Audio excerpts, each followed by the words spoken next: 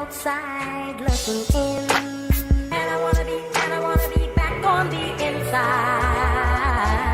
I don't wanna be left on the outside, all alone.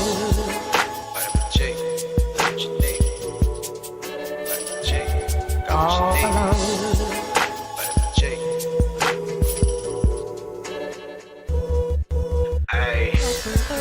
Rockin' with beats, discussing the heat in the streets. Take over the west and the east. I got what you need, a dose of this vitamin G. You rockin' with beats, discussing the heat in the streets. Take over the west and the east. I got what you need, a dose of this vitamin G. You rockin' with beats, discussing the heat in the streets. Take over the west and the east. I got what you need, a dose of this vitamin G. Rockin' with beats, discussing the heat in the streets. I got what you need, a dose of this vitamin G. You rockin' with beats, discussing the heat in the streets.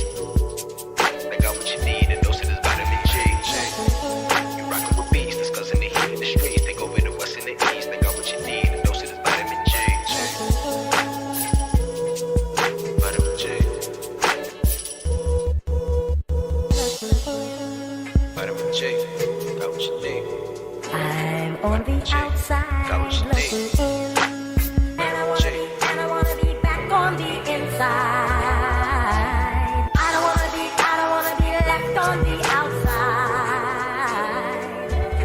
all alone. Vitamin J, got what you need. Vitamin J, got what you need. All alone. Vitamin J. Discussing that heat in the street, hey, we got just what you need on Vitamin G.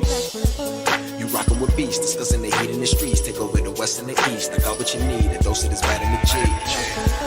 You rockin' with beats, discussing the heat in the streets. Take over the west and the east. I got what you need, a dose of this vitamin G. You rockin' with beats, discussing the heat in the streets. Take over the west and the east. I got what you need, a dose of this vitamin G. Rockin' with beats, discussing the heat in the streets. I got what you need, a dose of this vitamin G. You rockin' with beats, discussing the heat in the streets. Got what you need, a dose of this vitamin G. You rockin' with beats, discussing the heat in the streets. Take over the west and the east. I got what you need, a dose of this vitamin G. Vitamin G.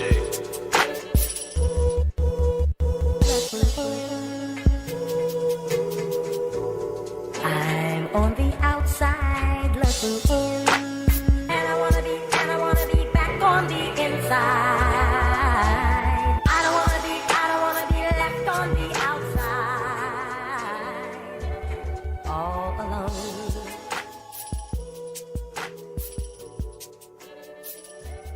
All alone.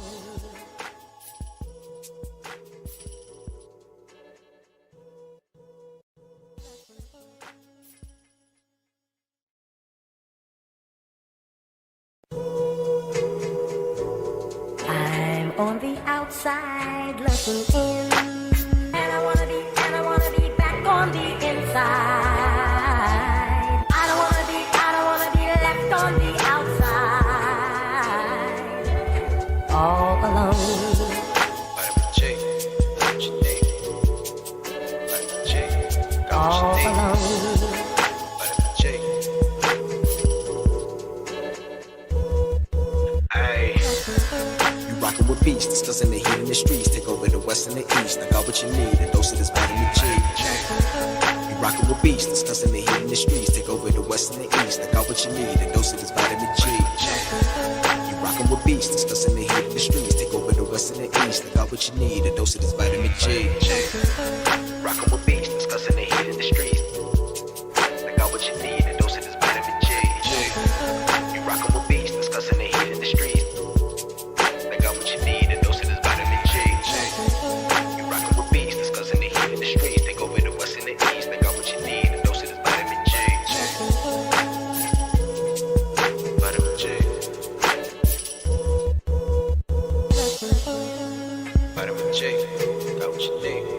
I'm on the outside looking in, and I wanna be back on the inside.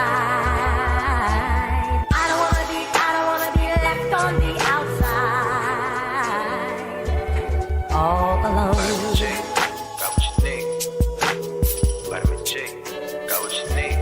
All alone. Vitamin J.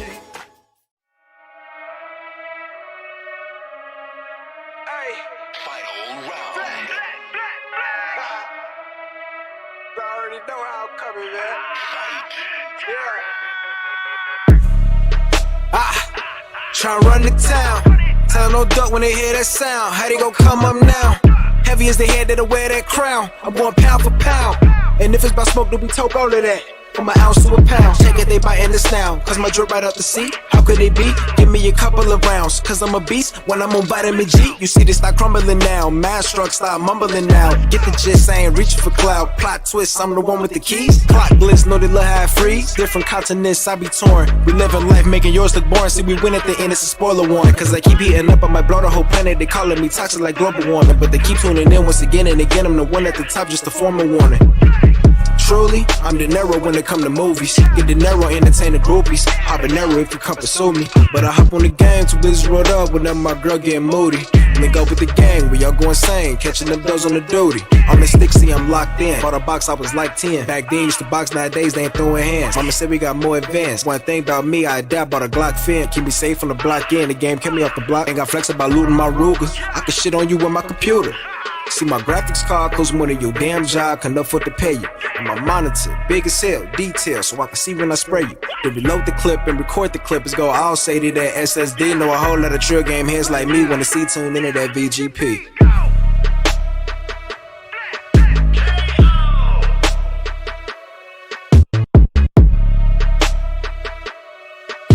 Take over the west and the east, and we got just what you need on Vitamin G.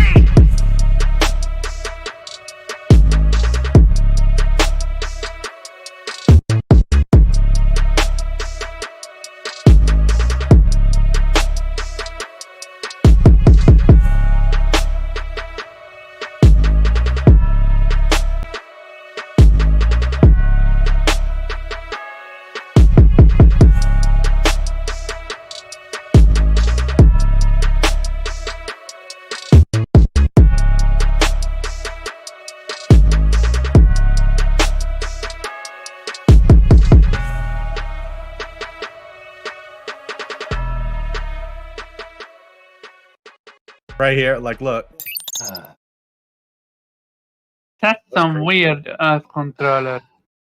I'm getting this from my controller, so because I already got the Professionalism, main ladies and controller. gentlemen, that's what's going on right here. What's going on, everybody? It's your boy Dante Crisis back with your weekly dose of vitamin G, and with me is the man who is currently trying to derail the stream and doing so successfully, Mr. Nappy Senshi. What have you been up to, my guy? What have you been playing?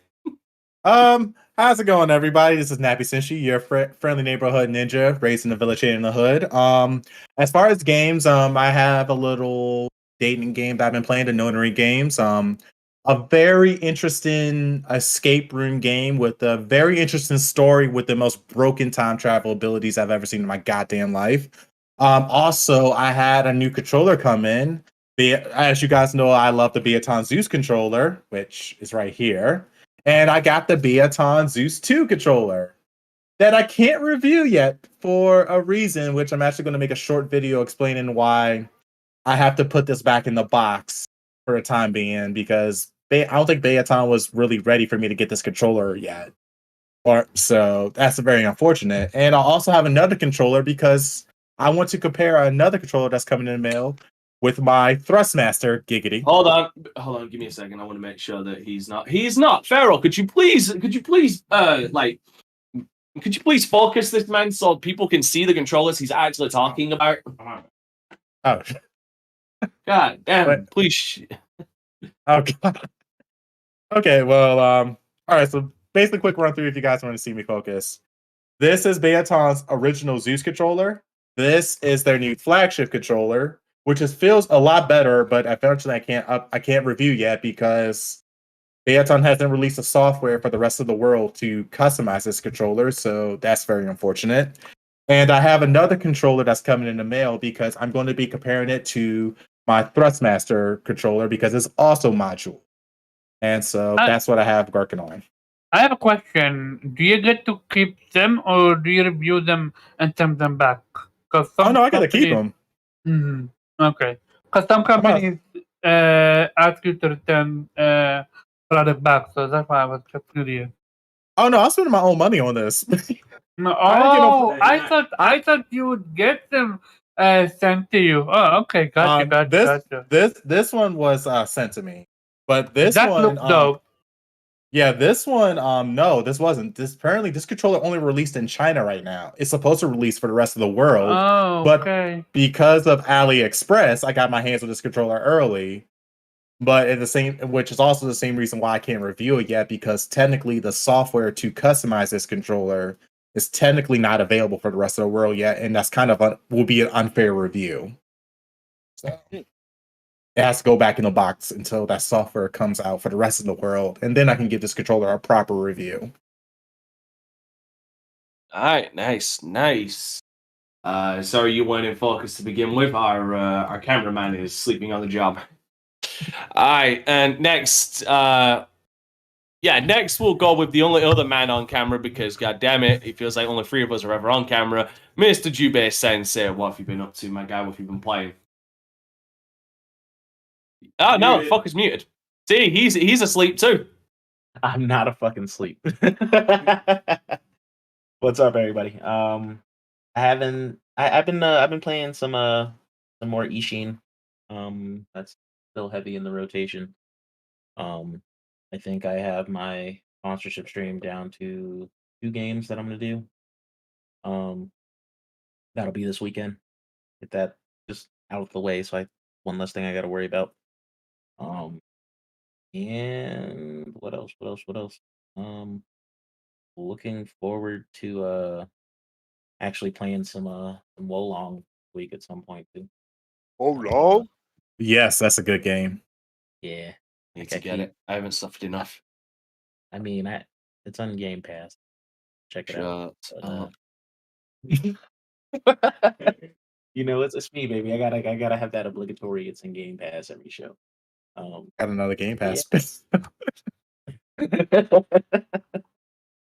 But yeah, pretty simple week. Nothing too crazy. You gotta love simple weeks. I wish I could fucking have them sometimes. All right. Next on the list, the man behind the software at the moment, Mr. Farbazar. What have you been up to, my guy? It's Boy Pharaoh. Lately, I have been playing. I've been playing Ishin as well. Dove back into Final Fantasy VII Remake a little bit. But yeah, first game on Kofi's hit list, Ishin. I am playing. Yeah, How are you liking it? it's pretty cool. Plays more like a movie than a game at times, but Yep. yeah, it's cool. All right. I'm glad. All right. Next, the man who gave you this list, Mr. Creative Kofi. What have you been up to, my guy? What have you been playing? What's going on, guys? Sorry I missed y'all last week, spending some time with the wife. My wife just got a new job, so Congrats. just celebrating. Congrats. Congratulations. Yeah, I'm excited for her. Yeah, so I finished Dragon Quest X. What was it called? Awakening of the Five Tribes offline. Again, it's a offline retelling of the MMO that has been out for 10 years. Came out on Wii. I thought it came out on Wii U. This thing came out on Wii and was ported everywhere. You know, it's on Switch, it's on PS4, it's on PC. I think it's on PC. And the game has had 6 DLCs or 6 MMO type expansions. And so I guess to get players who don't want to pay the subscription fee, it's why I never really stuck with it in Japan. I didn't want to pay the subscription fee. They made an offline version of the entire core campaign. And yes, it's basically about galvanizing the 5 tribes to take down a villainous demon king named Nelgel. And the first thing that shocked me was that there are 200 quests in the original MMO, and all of them have been mapped to this respectfully shrunken down version of that MMO game. I thought they would cut corners. Even the cutscenes that had motion capture, you know, a lot of these 2006, like the 2006 version of this MMO had lots of cutscenes and interaction, motion capture. I thought, Square Enix would have cut corners for the MMO because there's no voice acting back then. But this time around, they're basically little chibi characters, and it's all voice acted and very engaging.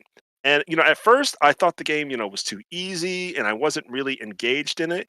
But then some of these, basically, of the 5 continents, there are 2 significant kingdoms. So you basically are going through 10 chapters of what's this culture going through? Why is this race having strife?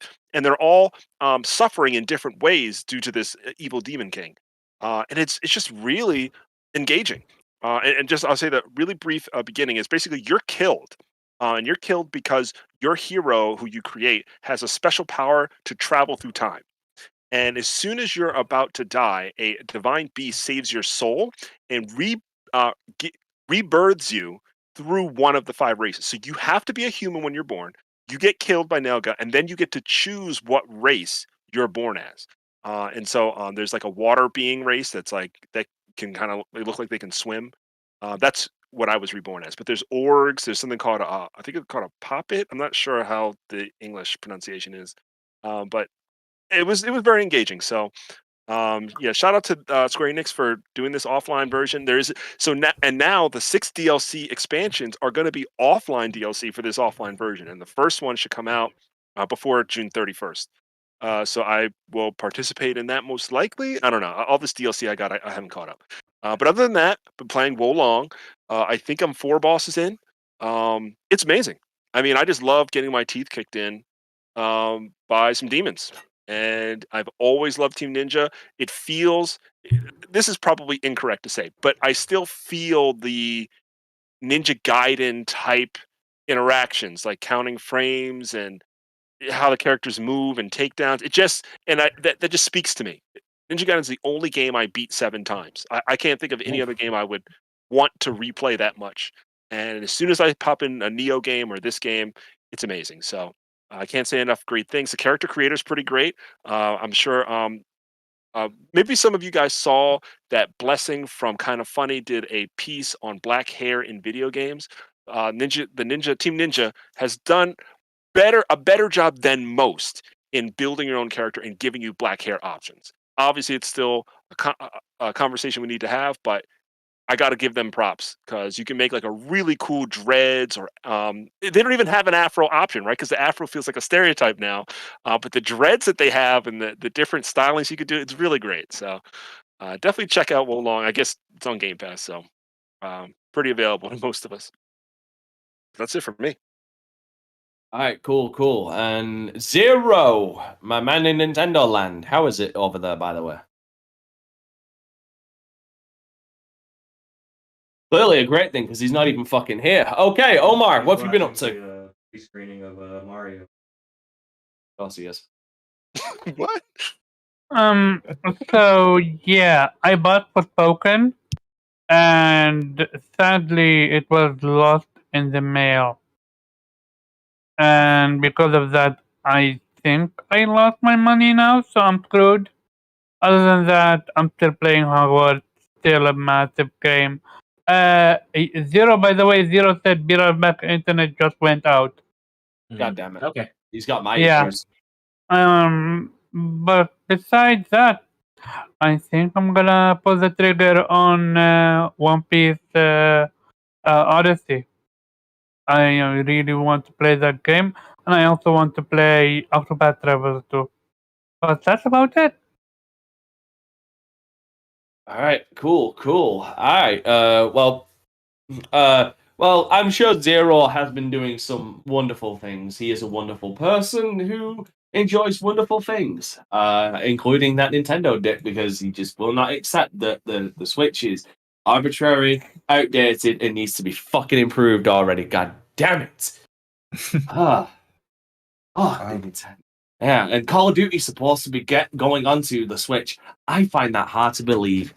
Anyway, Call of Duty World War on the Switch.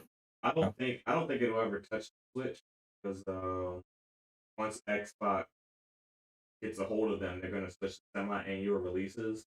At that point, we'll have a new piece of hardware. We're talking about what, 3-4 years? No, it's Nintendo. We won't. It's Nintendo. We won't. We have a new piece of hardware in 4 years. All right. Well, speaking of moving on, let's move on to the first subject because we got an easy. Well, I think I will start us off on this topic in the only way I feel we can all agree it should start off. Na na na na Na na na na. Hey, goodbye. Yes, the CEO of Square Enix is officially stepping down or being replaced, whichever headline you like to read. This is in my opinion, this has been a long time fucking coming. Yeah, Yeah.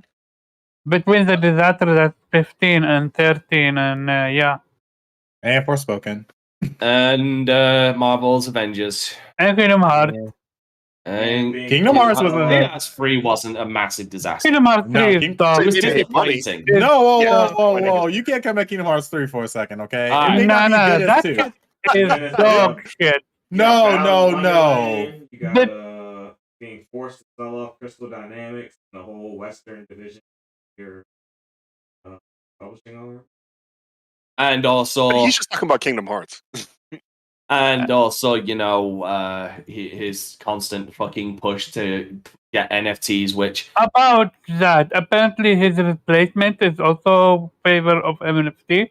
of course So he is. that- Of fucking course I'm he is. scared. Oh god, No, because no. I could just see it. When they're talking It's like the about It's like the replacement. Hold on, it's like the fucking replacement for YouTube. He's even worse. Like he was for NFTs on YouTube. Like, good God, we are fucked.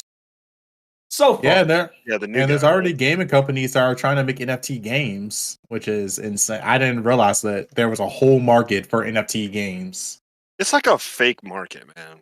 They're never It's- sustainable. The only people that are in those markets are people with fucking money. It's Yeah. the haves and the have-nots, and I don't like that shit.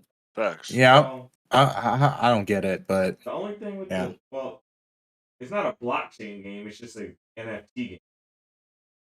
well, no, the NFT is a blockchain game. So the NFT is literally like a sprite in the game. Like for example, yeah. So Star you can like put, there's this I'm sorry. like an NFT just like kind of verifies your ownership. Yes, and also acts as the asset to a game. Like for example, I learned about a project called Starlink, which is supposed to be this game, and you need these operators, which are NFTs, to operate your ship to do missions. Yeah. And your space station is also an NFT. That's cost $1,500. So that's $1,500 USD for a space station inside of a game. All right. Well, let me just read this article just to give everybody a bit more context. It's crazy. Square Enix has announced its intention to replace Yosuke Matsuda. I can't believe I just said that correctly. Fucking hell. As president and representative director, pending approval at the company's annual shareholders meeting in June. So it's Square Enix wanting to push. So apparently, kind of this, it's Square Enix that want to push this guy out.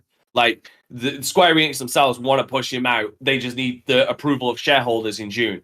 Matsuda, who served as president of Square Enix since 2013, will be replaced by Takashi Kiryu.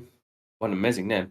I can't believe I got that right as well. Who currently serves as a director within the company. In a statement, Square said the decision was made to reshape the management team with a goal of adapting ever-evolving technological innovations and maximizing on the creativity of the company group. Mm-hmm. The controversial run. Now, this is just a breakdown of his controversial run and why I started off with the goodbye song. During his 10-year run as Square Enix president, Matsuda oversaw a $300 million US sale of the company's prominent Western development studios, Crystal Dynamics, Square Enix Montreal, and Eidos Montreal, to Embracer Group. Matsuda also controversially advocated for the integration of blockchain technology in game development. In the future, we would, and this is a statement from him, in the future, we would like to try a hand at providing autonomous game content, he said last year. Until now, in most games, we provide the content as a finished product, and the players played that content. However, there are a certain number of players in the world who want to develop, who want to contribute to making games more interesting by creating new settings and ways to of playing. He added, in the future, we want to utilize the power of these people to create games that will continue to evolve instead of relying on goodwill. We want to provide incentives to those who contribute to development by utilizing technology such as blockchain. There is a possibility that innovation and interesting content can be created from the ideas of users. Give me a second. More recently, in his 2023 New Year's letter, Matsuda referenced blockchain 14 times, citing it as a new business domain Square Enix is most focused on pursuing 14 fucking times. Jesus. Earlier this week, the company announced it is folding. We'll actually get into this next. Here's the thing. When Eternal Dragon says there is a certain number of players in the world who want to contribute to making games more interesting. Hey, Nappy, correct me if I'm wrong, but back in the 90s, like we're old enough to remember the 90s gaming, right? We're old enough to remember the 90s. And I'm sure a lot of people will look back in history books at the 90s for what it was able to do. Wasn't there a small company, I'm sure nobody's ever heard of them, called id Software? I don't think anybody's ever heard of them. They haven't done anything really since the 90s. But didn't they release the source code to their games and modding tools for their games that allowed people to create their own maps that basically created, longevity for that game? And there was also this indie studio out there. I don't know whatever happened to them. Valve. They bought out this game called Left 4 Dead 2. And doesn't that have like a massive modding community that creates its own campaigns for that game that is still so strong that till this day, that's going so strong that it happened to beat out another game similar to it in concurrent players, should I say? Back for what? I know that the game kind of just like it kind of like for food. Yeah. I mean, the game went by so fast. It was like a fart in a hurricane. Like it just dissipated so fucking quickly. Yeah, no. What he's talking is just basically capitalizing on greed. Like because people have been making content for games for fucking years. They're called fucking modders. For fuck's sake. I mean, for fuck's sake. Like, I introduced my stream to a mod recently for Elden Ring, and I got one person saying he's gonna fucking get the game just to play the mod itself, and it's the seamless multiplayer mod.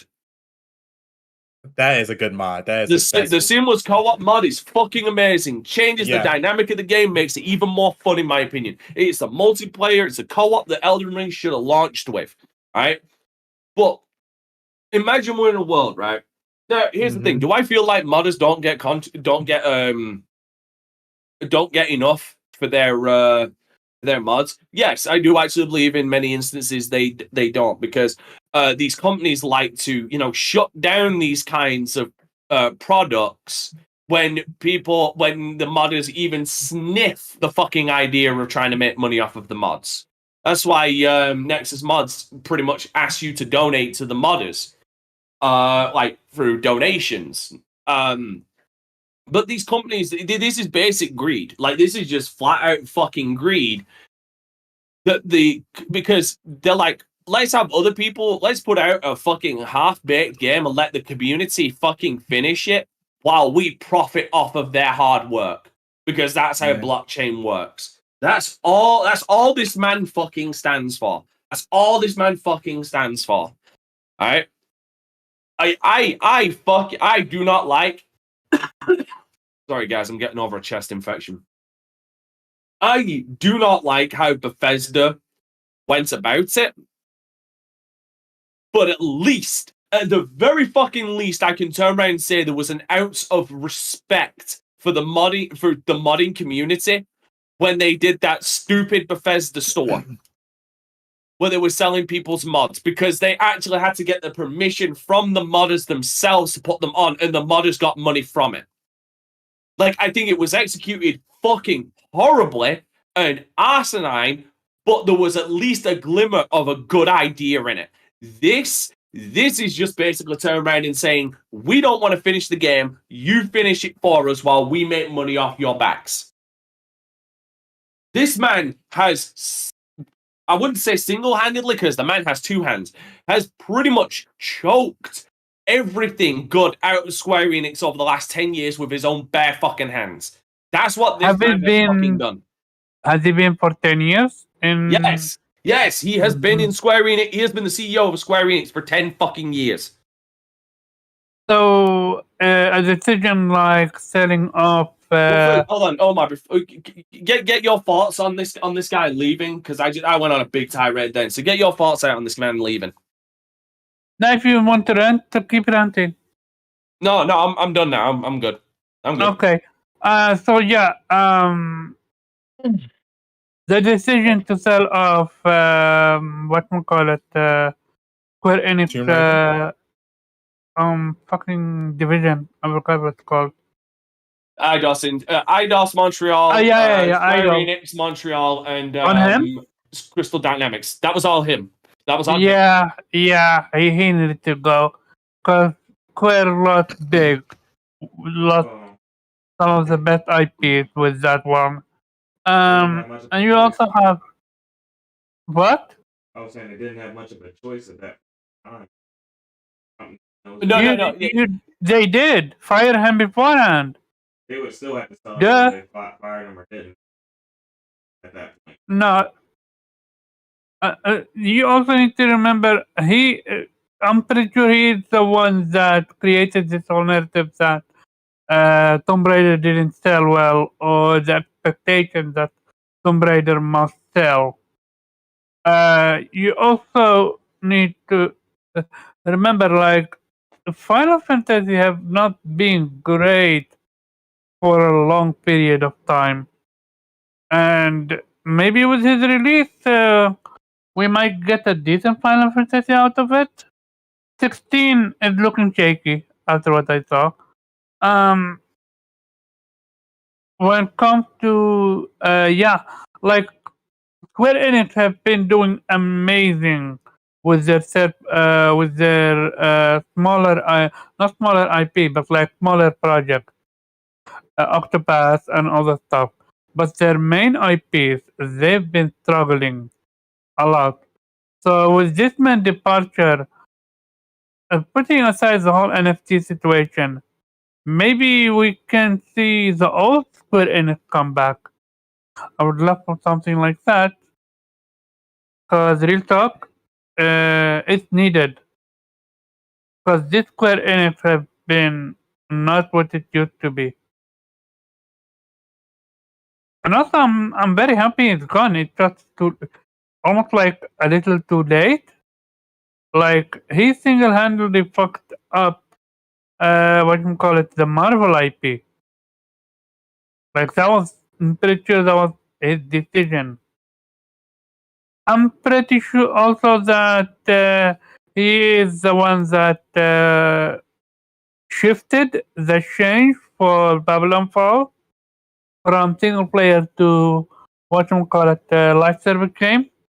Because remember, Square Enix had a hand in this one.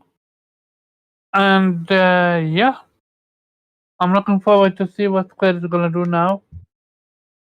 And shame he didn't get released earlier.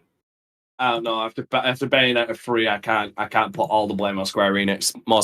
Some of that's got to go to fucking Platinum Games.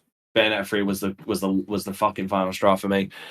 Nappy, what are your thoughts on him leaving? Let's see, because when it comes to Square Enix, first thing comes of course is Kingdom Hearts series and Final Fantasy. Hopefully, with this new CEO that steps in coming this summer, hopefully I can get my Final Fantasy 16 a little early. I know it's probably too late. They probably already signed the deal with Sony, unfortunately. So I gotta wait till December. Sucks. Yeah, you gotta wait probably till June. No, it better not be June 2024. I'll be mad. But yeah, I mean, honestly, like, it's like kind of one of those things where it's just like the stuff that he was pushing, like he was trying to push up all profits. definitely Babylon Falls going to a live service game. Trying to push Outriders, which could have been a good game. It had the roots, but just couldn't take off. Servers, they needed more than servers, actually. Servers and a little bit more polish. Actual in-game content. Yeah. They just had the servers not to have people just not be able to play it. Made the money and then the content.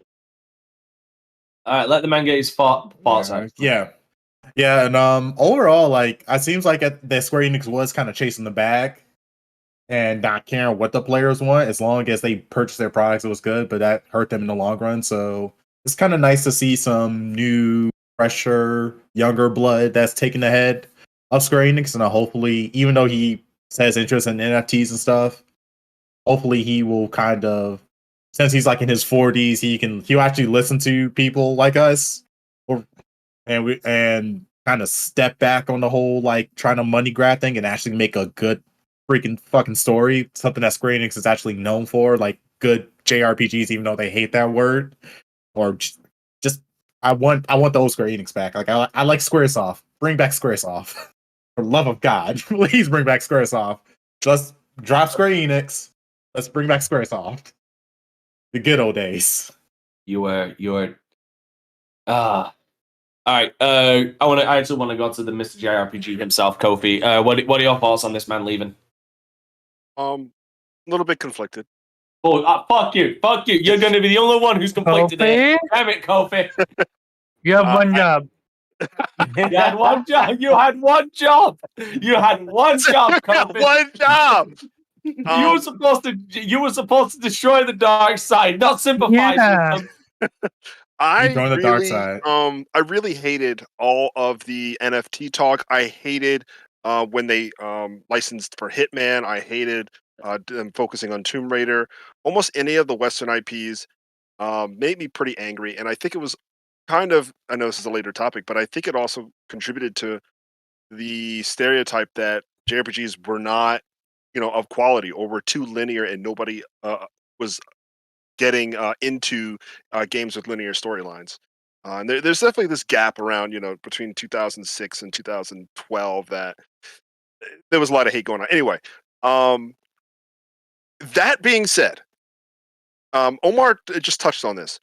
Oh, and the NFT stuff, it's trash. It's just absolute garbage. I can't even wrap my mind around it. I did a lot of research in my 6 months of absence from the gaming podcast into crypto and a lot of the technology. There's value in it. I just don't see it resonating with gamers today, and I think anyway, that's in the conversation. As of late, since maybe 2020, and a lot more in the last year, like since the beginning of 2022, Square Enix has done a lot for me as a consumer. So I'm trying to also give the perspective of somebody like me who wants to play a JRPG, who wants to try new IP JRPGs, and I want to see some of the old franchises that they've ignored get revived. And when I just look at things just like in the last 8 months, I'm looking at Star Ocean, Valkyrie Elysium. Okay, Triangle Strategy's out of that window. We got Live Alive, we got Dragon Quest Treasures, we got Front Mission, we got Dio Field, we got Tactics Ogre Remaster, we got Harvest Stella. You just got Octopath Traveler 2. There is like almost 20 games within a 15-month span that had either not been visited in a while or recently got remastered or is a brand new release. Obviously, Live Alive's like an exception to that, and we hadn't seen Star Ocean in forever, like 2015. That's exactly what I'm looking for. Yeah. That's so many games since September. And then of course, I played Dragon Quest. So many games since September. I just don't think anybody has enough time to play all of them. It's almost like, so I'm on, I was on another podcast with Genki and Jody. They do Japanese sales. And their theory was all of these IPs did not sell to expectations. Even Octopath Traveler 2 in Japan. And the theory that we all were just talking about is since September, they had like 8 games, 8 70-hour, typical 60, 70-hour games. Your average gamer just can't get through all that. But that's what I want. I want these IPs out. So even though this is all under his umbrella and this is like basically him out the door and all of these games are not selling well, as a consumer, these are the IPs I'm looking for. Yes, Chrono Trigger's not there. Yes, we haven't seen like an amazing remaster of Final Fantasy 9 or 8. Or yes, I haven't seen Xenogears. Like, how are they going to manage that? Monolith Soft still exists, but they're under Nintendo. So yes, there's some IPs that I'm disappointed that aren't here. But I want to play Star Ocean. I want to play Triangle Strategy. I'm going to be playing more Dragon Quest games. Orc Tactics I own and I'll play later. Harvestella looks great. Great jump into a new IP in the farm simulation field that a lot of people I resonate with on Twitter love. So I just want to expand on what Omar was saying. This is what we've been asking for. I know everybody wants the Final Fantasy VII remake. And yes, 16. I think 16 looks pretty good. I will say I'd like party-based battles more, like a Tales of Arise. Or remake. I think remake is exactly what I'm looking for. But I'll play 16. I just finished 5 turn-based RPGs, each which were long. So I want some action right now. But yeah, I'm thinking when Square Enix originally announced that they were going to focus on the West, well, this was like December of last year, late last year. I'm trying to figure out, does that include this list of games I listed, or are they going to pivot to something else that's not Eastern inspired or a natively Eastern developed game? That's where I'm conflicted. I don't know what direction they're going to go. Okay, because to me, the direction they're in right now is great. That's great. Let's keep doing these things. Let's revisit these. Can I throw on my conspiracy hat right now, real quick, to address something as far as like the games you've been mentioning? So. I'm looking at I'm looking at some of these games. Like Star Ocean probably is one of the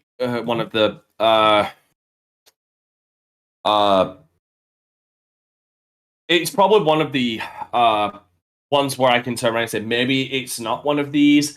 But I look at a lot of these games that you really want, like your Triangle Strategy, like Live Alive. Live Alive, even Voice of Cards, because that came out in February of last year. Like I'm looking at all these, and these look like budget titles. I don't really disagree. Between A and AA. I'm about to say they're not and a lot budget. of them. Yeah, like they look like budget games. Ones that don't look like they take a lot of manpower, so to speak. Like they don't have like 100 people working on it. They probably got like 15 people working on it. Like, and some of these are remasters. Like obviously, Tactics Ogre Reborn. Right. That's a remake. It's a remaster of a PSP game, for God's sake. Like so, and the fact that so many of them came out. Again, this is not shitting on the quality that they came out in. But if you look at them compared to like something like Stranger in Paradise, a Final Fantasy Origin, or I was going to say Babylon Falls, but no one looked at Babylon Falls. That's the problem. Or Final Fantasy VII Remake. Like it doesn't have that. It does, or even Forspoken. It doesn't seem to have these games. Even though like Octopath Traveler was a big success. Like it was a sleeper hit. But not even really a sleeper hit. It was just a hit.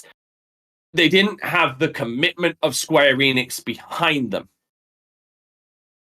So, for me, when I look at these games that you're trailing off, and maybe Star Ocean, the Divine Force is the exception to this rule.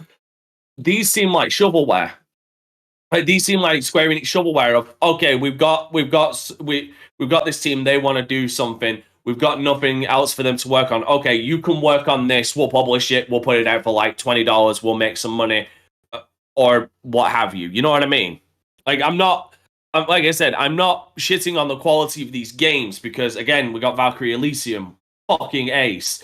We got like I said, we got Live Alive, fucking ace. I thought Bravely Default 2 was great. Bravely Default, we got Bravely Default and Bravely Default 2, but like I like second is awesome. Yeah. But if you just look at these games, it doesn't feel like they had Square Enix's push behind them. They didn't have the faith of Square Enix behind them. They were just put out there. Do you know what I mean? I mean, you bring up a really good point, but like this.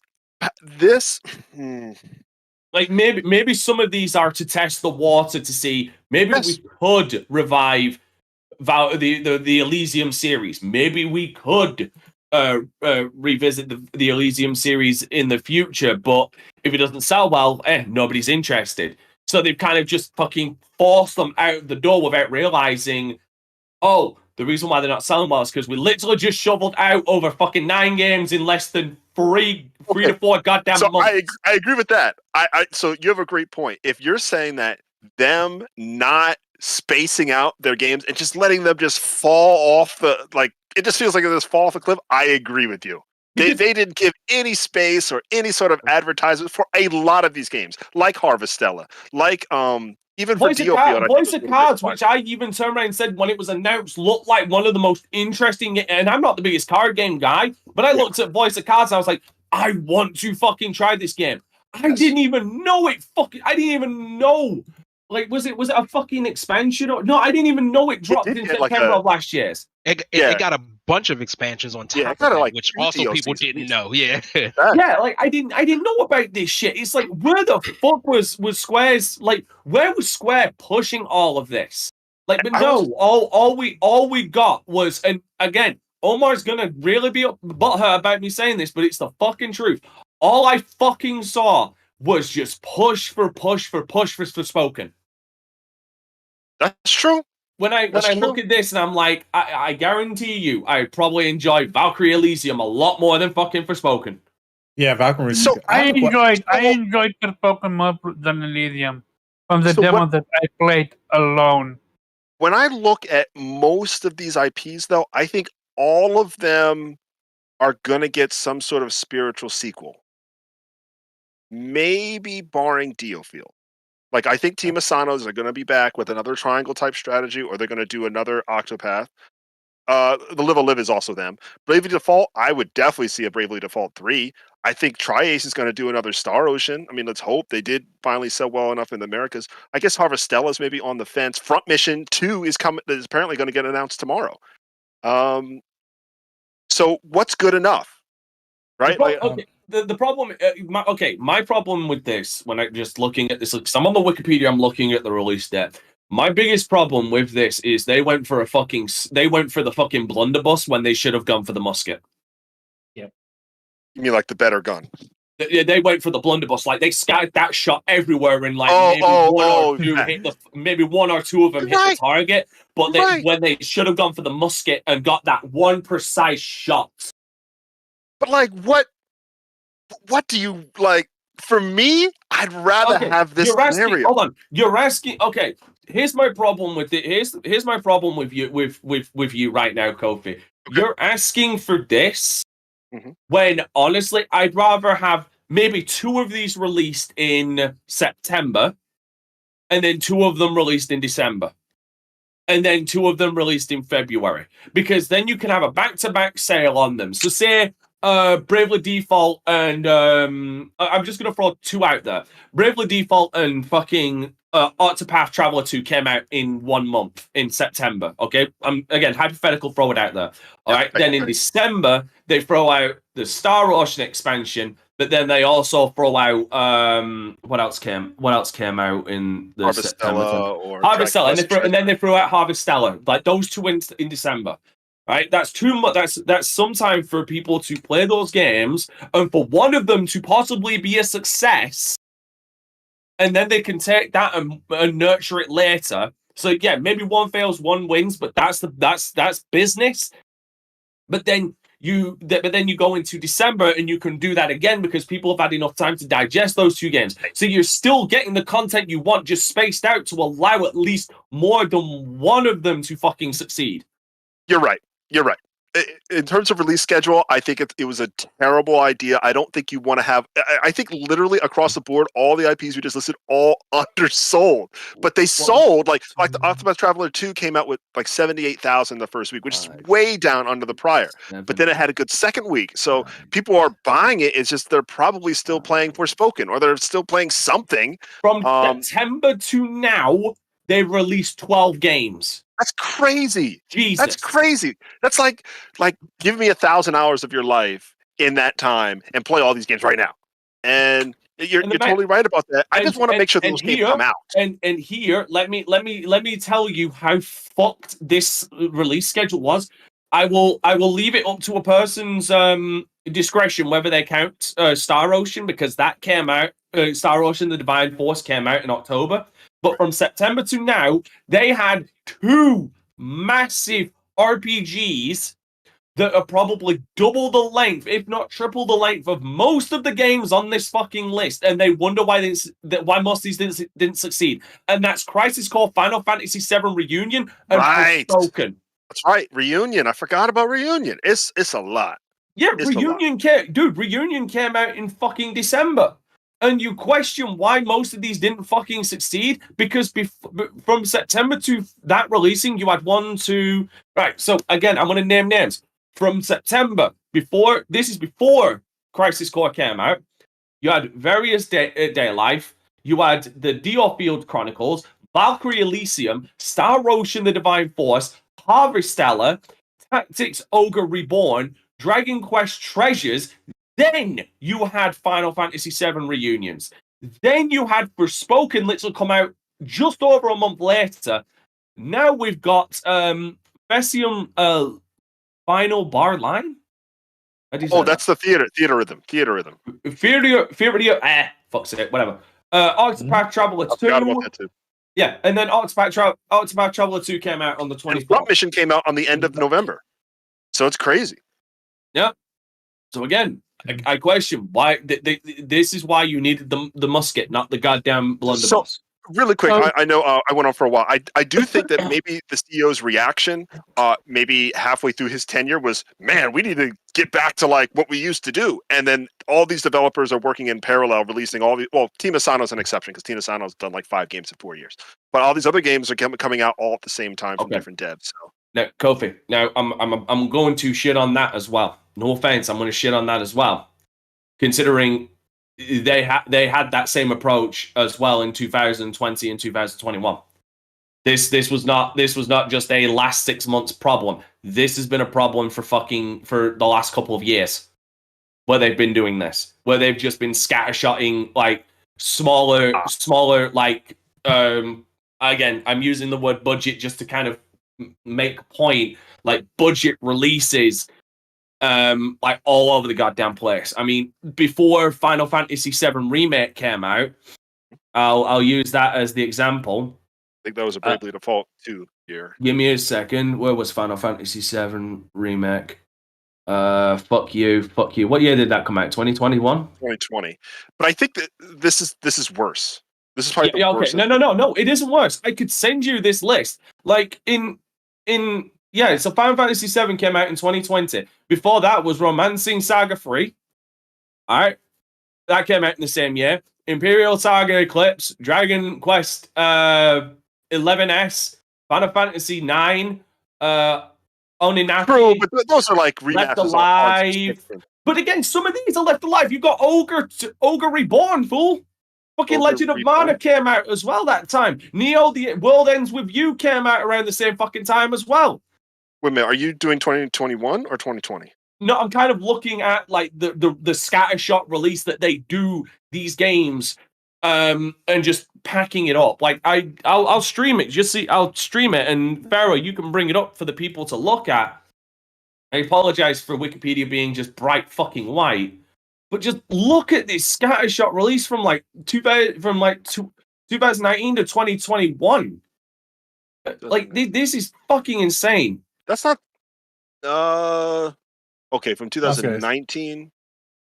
Square Enix has been okay. busy. Well, in a 3-year window, what would your expectations be for how many games they should release in a 3-year window? A lot less. No offense, a lot less than this. Like this is ridiculous. This is in a 3-year period. Like I'm not asking for a fucking. I'm not asking for a Naughty Dog once a generation fucking game. But I'm asking to at least allocate resources into like allocate your resources better. I said this before we even went live. This is one of Square Enix fucking problems. They do not allocate their resources in all the right places. Like one of the things I would add is Forspoken, Elysium, Star Ocean. Those games can use more time baking. right? Like we shouldn't be having performance issues. They Like, could have more okay. resources. Are to you go tell, Elysium needed. I'm gonna piss off somebody. Who the fuck needed a Chocobo GP? You telling me resources from that couldn't have gone into making fucking Strangers in Paradise a better fucking game? They released literally 8 days apart. Again, I might piss off somebody, but seriously, like, did that game need to exist? You could have put the resources from that into making making Stranger in Paradise better. Did you need to fuck with Did you need to fuck with Babylon's Fall and make a live service game, thus adding more goddamn pressure onto the game to succeed instead of it being just a really fun single player game? Did you need to do that? All right. Again, someone's also going to annoy. I'm going to annoy somebody, but like, did we really need all of these fucking pixel remasters one after another? I know they were leading up to something, but did we really need like all of these remakes done at the same time when you clearly were baking a number of bigger fucking hits? I'm not saying never make them. I'm not saying don't make them. I'm saying don't take your time remastering them. These are things that the people can wait for. I mean, Chrono Cross had technical issues that were just fixed. So you're very valid to criticize how fast they're moving. Something like Chrono Cross shouldn't come out with like weird bugs that break the game that weren't in the original release. This is ridiculous. So basically, yeah, they pulled the fucking Grove Street Games with the GTA trilogy. Right? Yeah. Something that reminds me of that. Like I said, this is my problem. This is my problem with the whole aspect of no offense, Kofi. I'm sorry. I'm not trying to pick on you. I'm just trying to get my point out that this is my problem with the whole. Oh, it's good. We eat, and it's like, dude, you may be eating, but you're eating junk food that's clogging up the arteries of your heart. This is going to fucking kill you. Like, so some things are good in moderation. All right, I apologize. We should get to other people's opinions. Fuck's sake. Does anybody else have an opinion on this fucker stepping down? Because I kind of backed away off of because Kofi brought up something I really needed to address. I apologize. Does anybody have anything about the fucking CEO stepping down? I'm sorry. I'm gonna wait on other. I have this thing I want to ask you on Kofi, but I'm gonna wait if anyone else. Okay. Say something else. Zero, have you got anything you want to say about the CEO stepping down so we can get back on topic real quick? Not particularly. I mean, I like Kofi. I'm not necessarily upset at his reign. He gave me what I wanted. I got Valkyrie Profile again. I got Saga Frontier again. I got Front Mission again. I got an excellent Bravely Default and Octopath. I hope he finds him somewhere well, but I understand the perspective, but like, man, what a time to be alive to say that we have too many games to play. They gave us too much to play. As opposed to, I'm still waiting on what the hell Naughty Dog's going to do, or when's the next Mario coming, or where is Beyond Good and Evil, or any of these other host of games. But it sort of pulls back to my at least general idea about like, there are things that people want, and then I think there's the reality of like what happens. Like for a lot of people, for the section of people who are like, give us Legend of Dragoon, Square Enix was doing that. They gave us like major blast from the past that everybody enjoyed. Does not seem to be working out well for them, largely because their big deal games don't make a lot of money. So, but it's also their release schedule again. Again, it's for their release schedule. Like it's not working out for them because like these things that people want, they're like, oh, we do want it.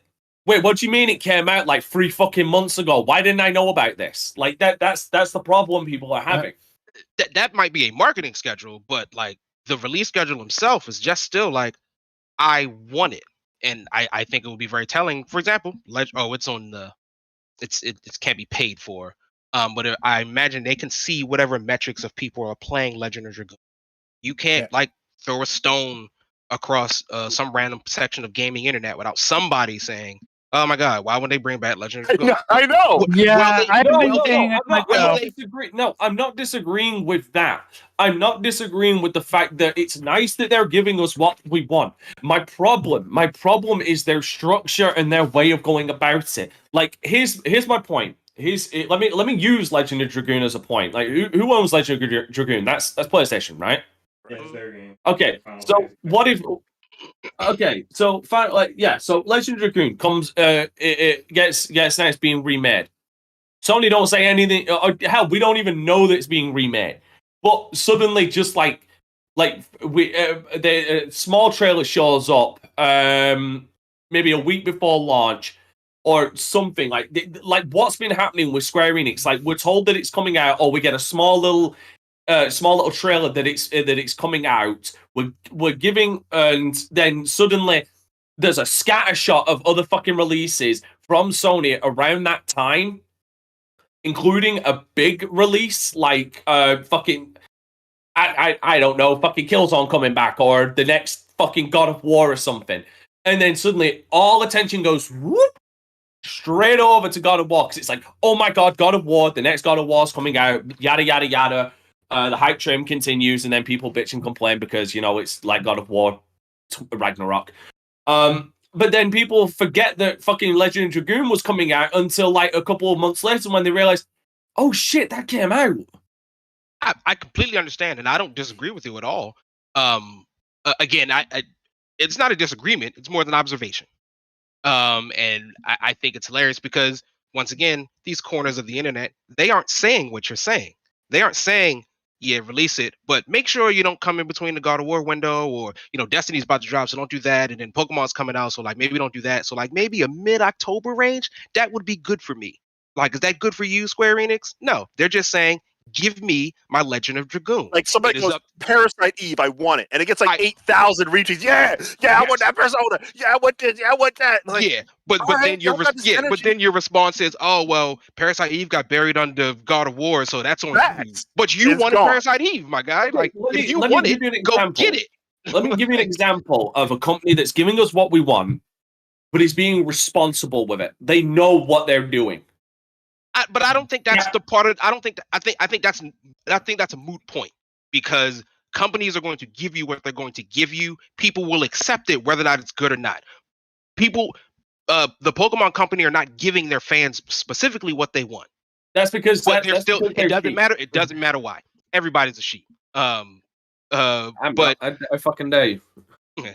Everyone's fucking sheep. But you know, people love Pokemon, so they went to go buy that Pokemon. Doesn't matter what else was coming around in that space or what else it was doing. And the same with Animal Crossing and Doom. People love you both or the others, but the majority of Animal Crossing players, we were all kind of fucking stuck inside, so we had nothing else to do. Absolutely, but like, that's my point. Like, it's the company's job to be responsible for how they release their games, and it does always fall onto them.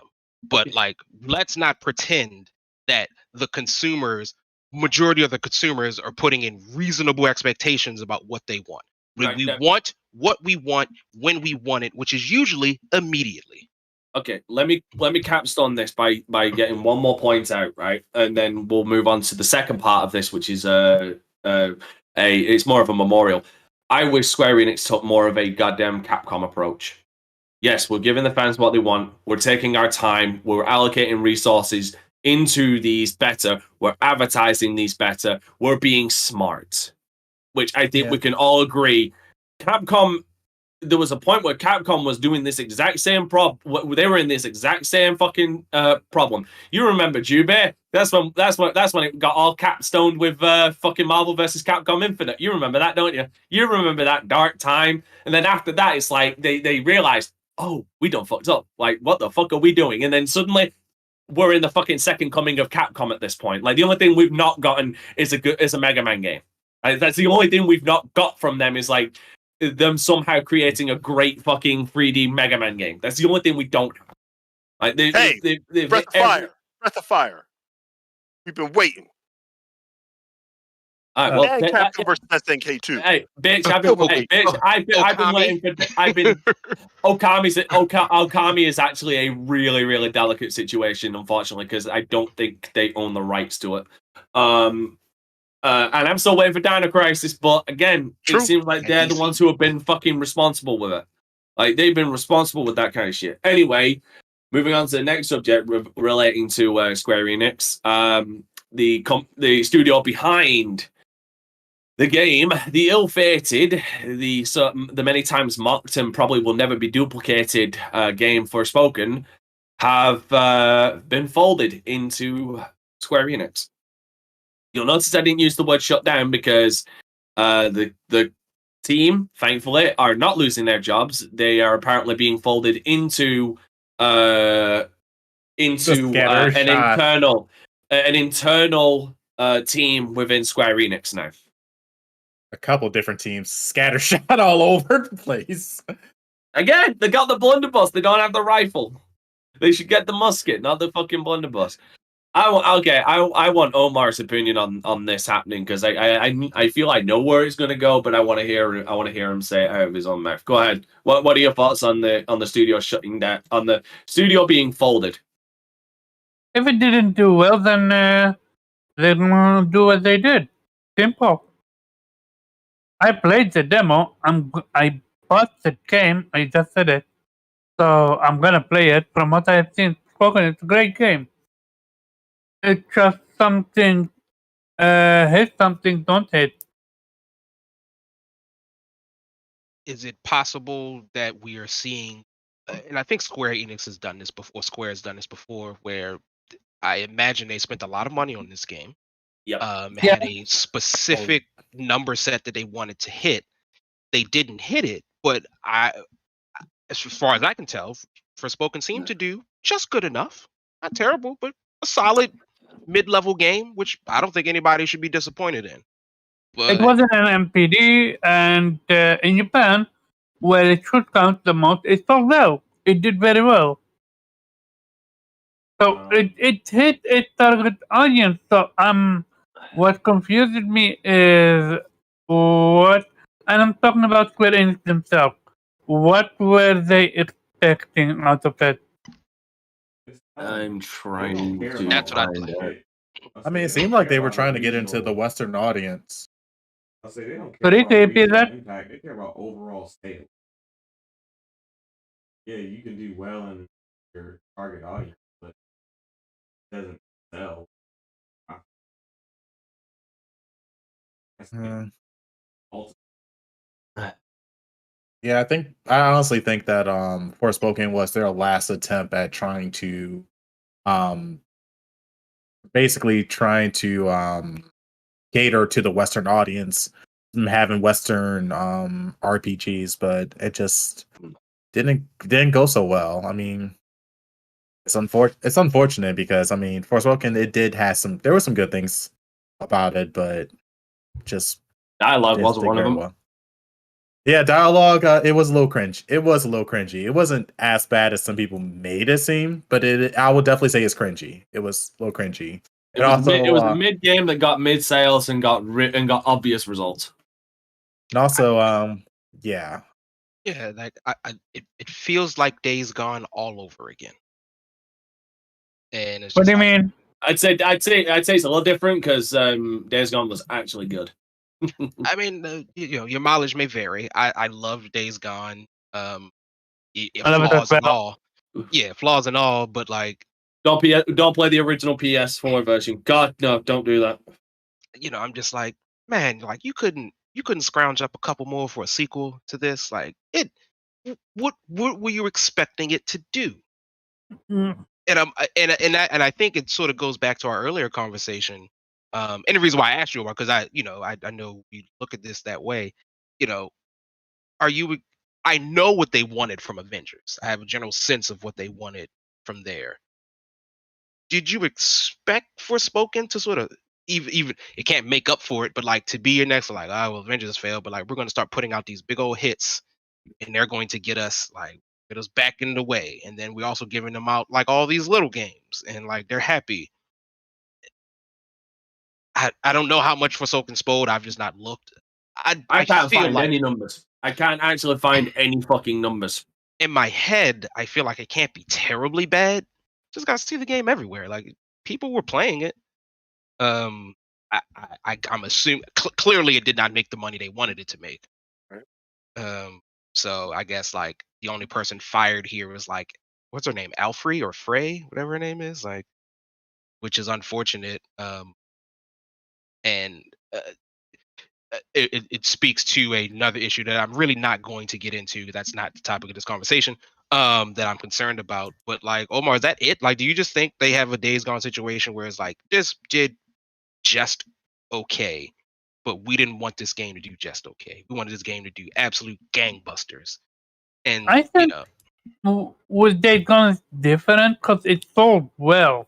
It just I want to see the numbers of that because I can't find any numbers for Forspoken. I cannot find a single number for Forspoken. I'm talking about Days. For Days Gone, it sold well. It just whatchamacallit, it's how it got reviewed, and the fact how it got released. Like PlayStation needed to absolutely move that game to the next gen only. They did. If they the critical reception fucked them. That's the main thing. It didn't matter if it's OLED. It was a black eye. Yeah. You know, Sony's first. That's basically it. That's basically it. Despite the fact that the fans love it, supported it. It just it's a black eye in PlayStation face. Yeah, because hold on, because I'm actually going to support. I'm going to actually support Omar's point here. Actually, by late 2020, in the game released in 2019, the game had sold 8 million copies. So in a year, it sold 8 million. I don't think Forspoken is going to fuck. Like yeah, that's more than Devil May Cry 5. And that's on. Yeah. So okay. So let me get my points here because I'm actually defending you here, Omar. Don't ruin the moment. Don't ruin it. Days Gone in a year sold 8 million copies. Not many games even reached that amount, and this was a brand new IP from a studio that really had not released anything of significance in fucking years. Right. What ruined this game was its launch and in the reviews.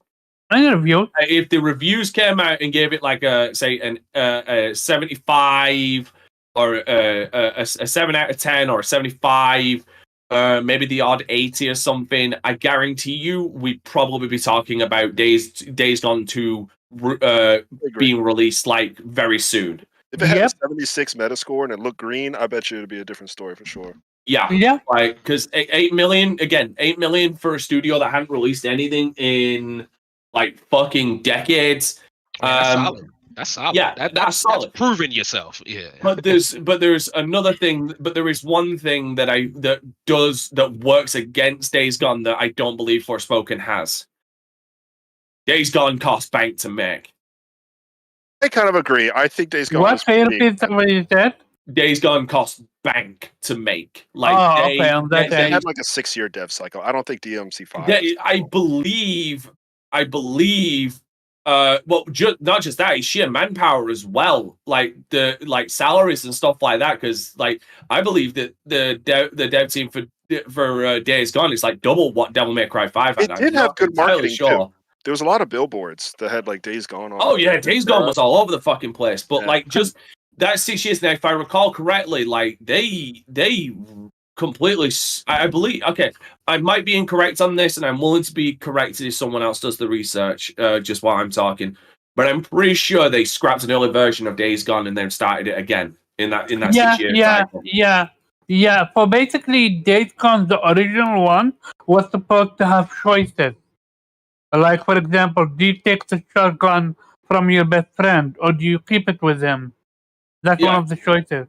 So again, this game probably cost probably double what Devil May Cry 5. Like, if we're talking profit margin, I guarantee you Devil May Cry 5 probably made more profit than Days Gone. But yeah, like I do agree with Omar that it was the initial release, which was fucking atrocious. Don't ever play the PS4 version of this. Play the PS5 version, or even better yet, the PC version, because the PC version looks so fucking stellar. It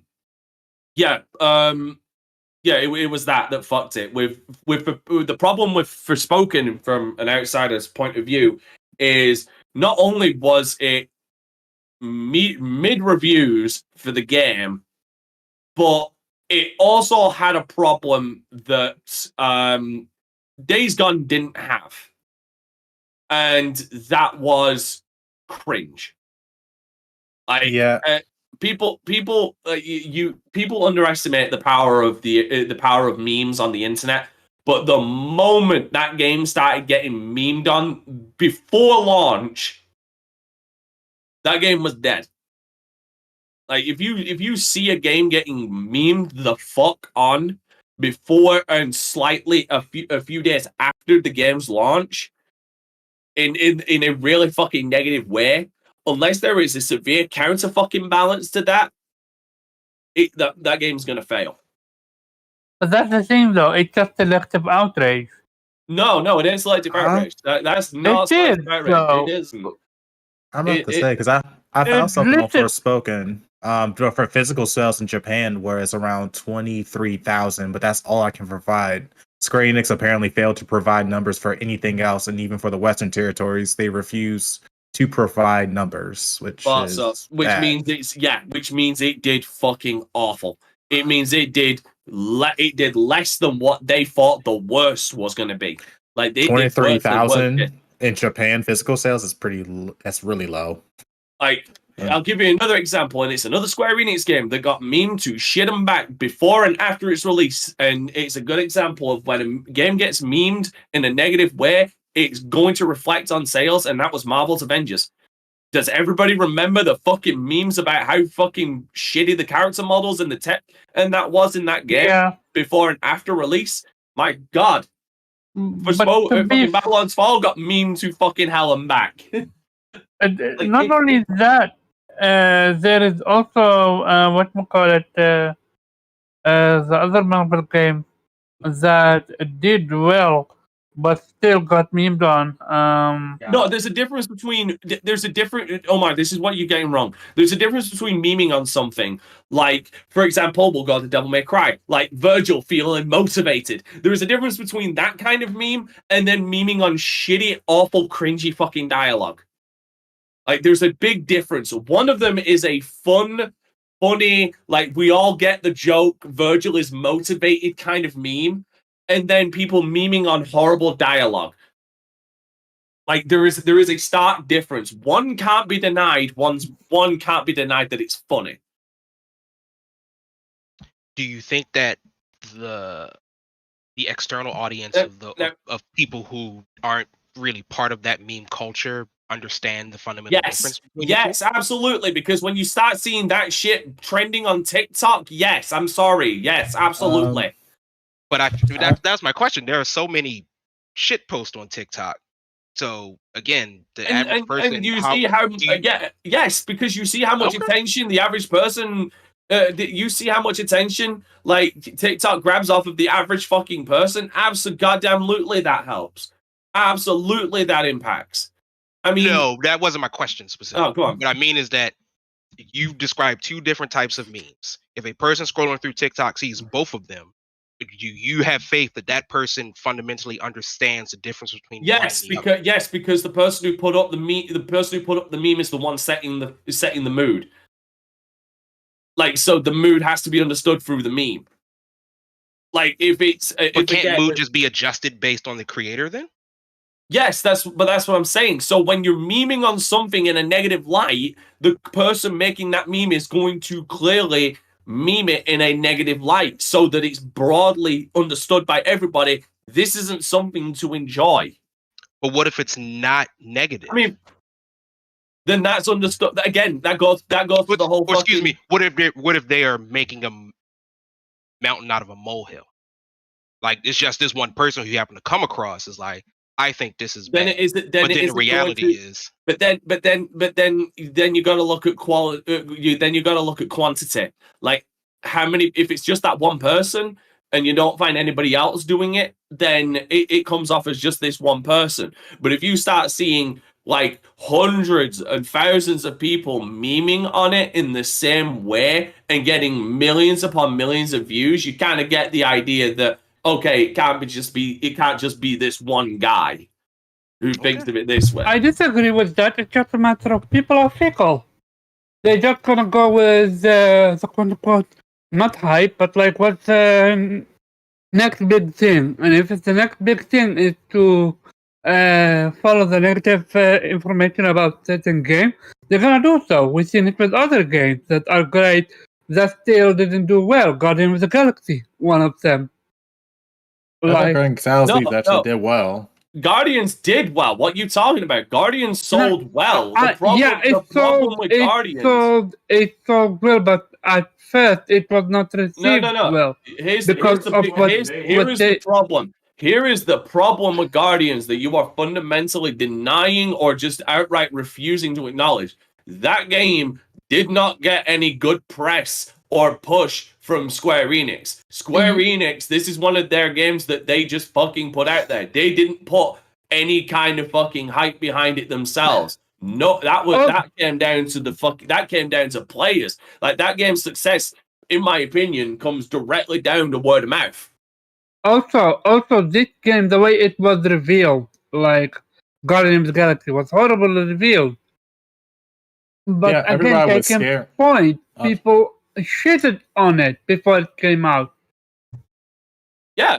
And then they gave and it was because of word of mouth that people started giving it because people memed it in a positive light afterwards when they realized, they were, and I even joked about it when we first saw it. Zero, you remember this, don't you?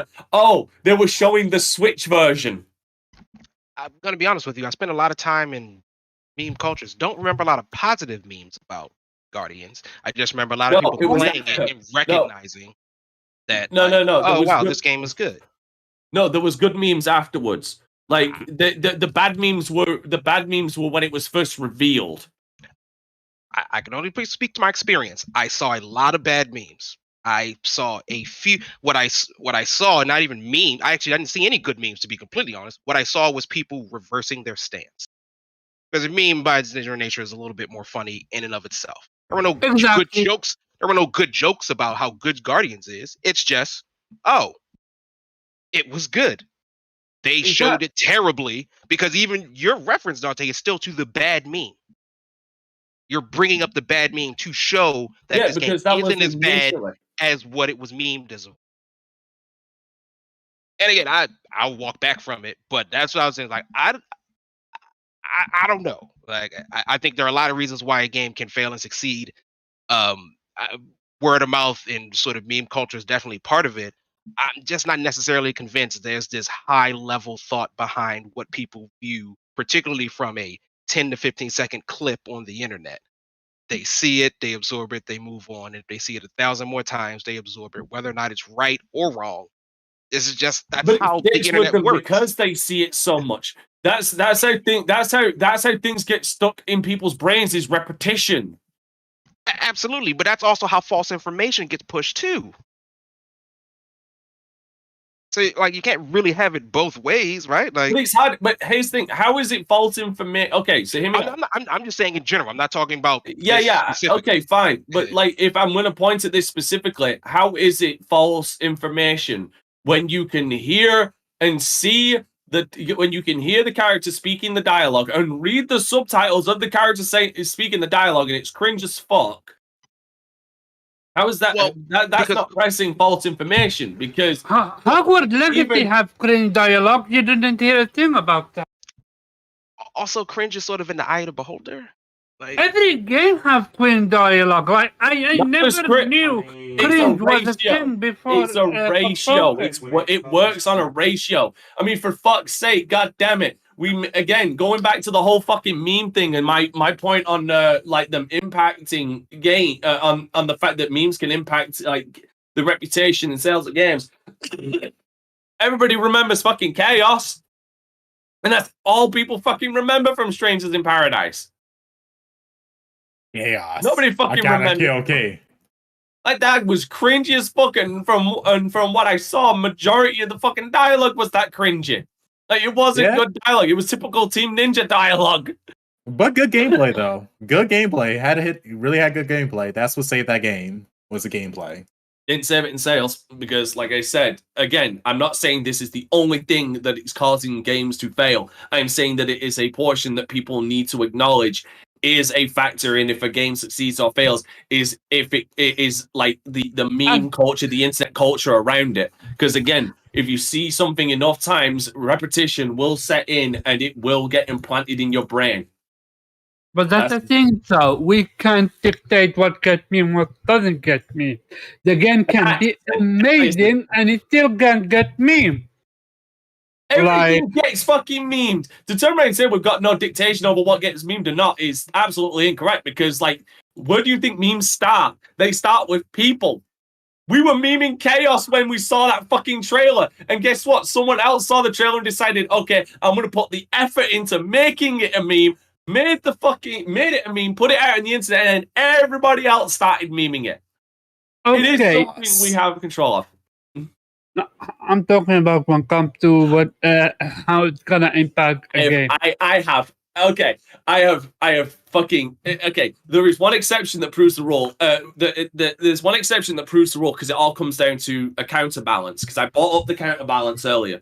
Like if it's an existing, because this is more of a phenomenon when it comes to newer games, like new IPs, like Forspoken. But if it's an established one with an established fan base, it's not going to matter much. One of those examples is The Last of Us Part 2. I've gone the entire time without bringing it up, but I wanted to bring it up. All right, I'm Jube. I want you to unmute yourself because I want to hear you laugh when you hear about this because I know you saw this meme. I'm fucking certain I sent it to you at one point. Does everybody remember Senator Armstrong Abbey? Oh, yes. Yes. Yeah, now everyone remembers it. Like, but the thing is even though there was a lot of negative memes about it, there was the counterbalance of people who were already stuck in their ways that they were going to buy it because it's an established franchise.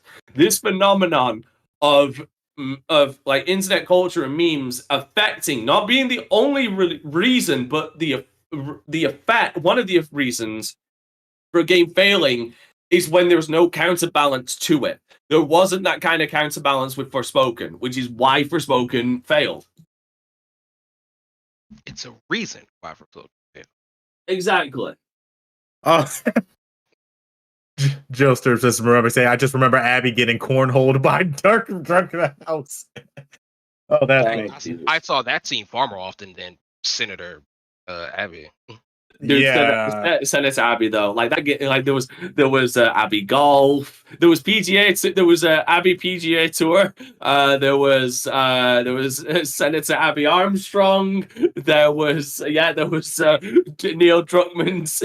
There was Neil Druckmann's face deep fakes onto Abby's body during that scene. Like that fucking game got memed to shit and back, and it was fucking hilarious. But again, there was a counterbalance to it, which was all the people that, no matter what was said, they were going to buy it. Even if it was a shit game, which in some people's opinions it was, were going to buy it. Forspoken didn't have that counterbalance because it was a new IP. So you see the effect more. Like, and again, with Marvel's Avengers, kind of a similar point. Like it comes to that expectations versus expectations. Like we're expecting the game to sell 10 million copies versus we're expecting this game to sell 10 million copies because it's Avengers. Like that's the biggest problem. That's one of the problems with Square Enix is with Marvel's Avengers, we expect it to sell 10 million copies because Avengers. With Forspoken, we expect it to sell 10 million copies because. But it didn't. Nano Machines, Joel. God damn it, Johnston. I hate you. Nah. I hate you. I have never seen a game that came back 10 years later over a meme. Exactly. That's powerful stuff. Exactly. And honestly, Metal Gear Solid Rising right now is more popular than it's ever been. Guess what? Because of memes. Nano Machine, son. Nano Machine, son. Oh my god, that game's only $7 too. Like, Damn. Talking about a mastermind game, and that's not even a mainline Gears game. No, it isn't. That's But the like I crazy said, part. memes have the power to build, and memes have the power to destroy. That's what I'm saying. That's my whole point to this, and that for me is one of the reasons why Forspoken failed. But as far as them getting folded back in, going back to the original fucking point, my God, we've gone off topic so fucking much. I'm just glad no one lost their job. Nappy, what do you think of them getting folded? Jesus Christ, this has been a shit show. I'm sorry, this is my fault. I mean, I'm just happy that no one lost their jobs, first and foremost, because every time I hear when the studio shuts down, that's the first thing that comes in mind is it's like, oh God, they lost their jobs. They probably lost some good people, but the fact that they're getting pushed back into Square Enix and probably getting sent off to a bunch of different projects, I mean, at least they get to keep their jobs. Hopefully, like you said, Square Enix actually manages people better, and basically put them towards teams and probably consolidate some of their teams to work on some of their bigger franchises. And also, I know we kind of got off the subject with Square Enix about shooting a bunch of tiles everywhere, but when you showed me that list, Dante, I noticed that Square Enix has been working on a lot of mobile games, or releasing a lot of their old games on mobile, and I kind of took a look into it.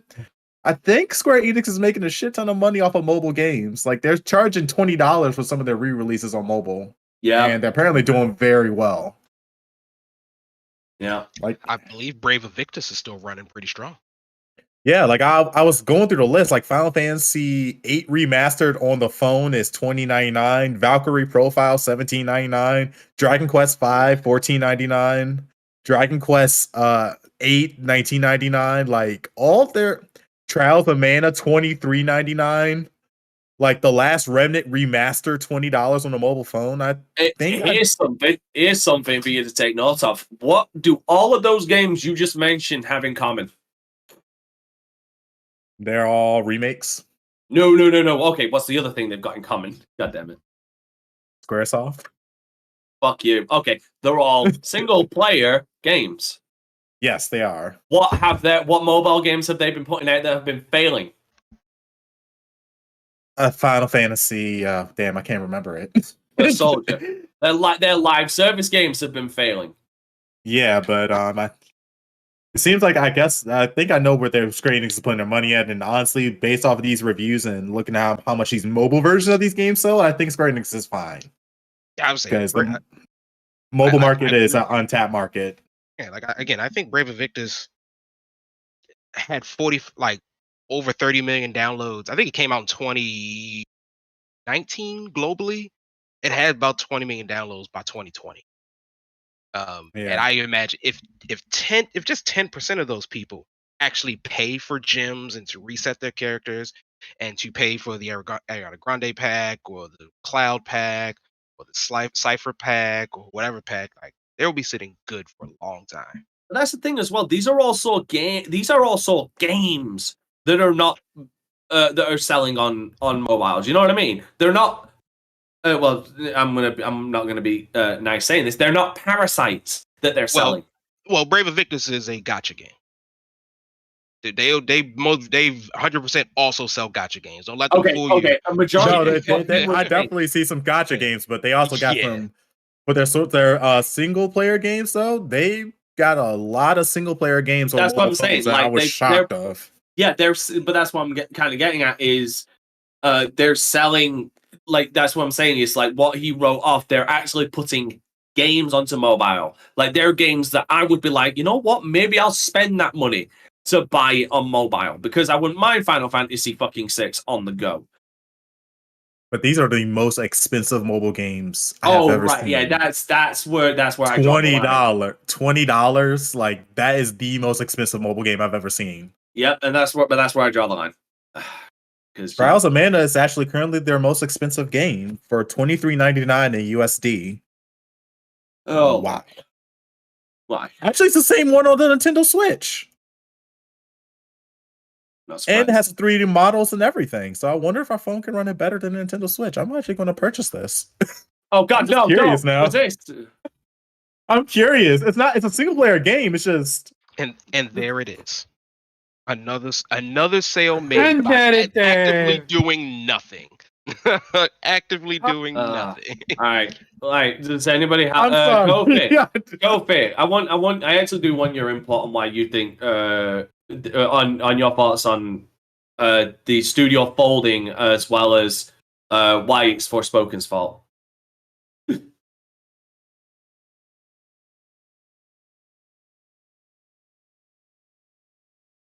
Kofi? All right, Jubei, Jubei, you there? Yep. All right, tell me why Forspoken's mid and killed a studio. It's not their only mid game. 15. Luminous. Oh yeah, a good game since they fucking existed. we forgot 15. 15 was so bad they canceled DLC. That's how bad 15 was. You couldn't even put out a complete game. Like I don't get it. Like I'm not surprised that Forspoken did what it did. You got a publisher that can't that has terrible pacing. How the fuck do you release 12 games in 6 months? That's stupid.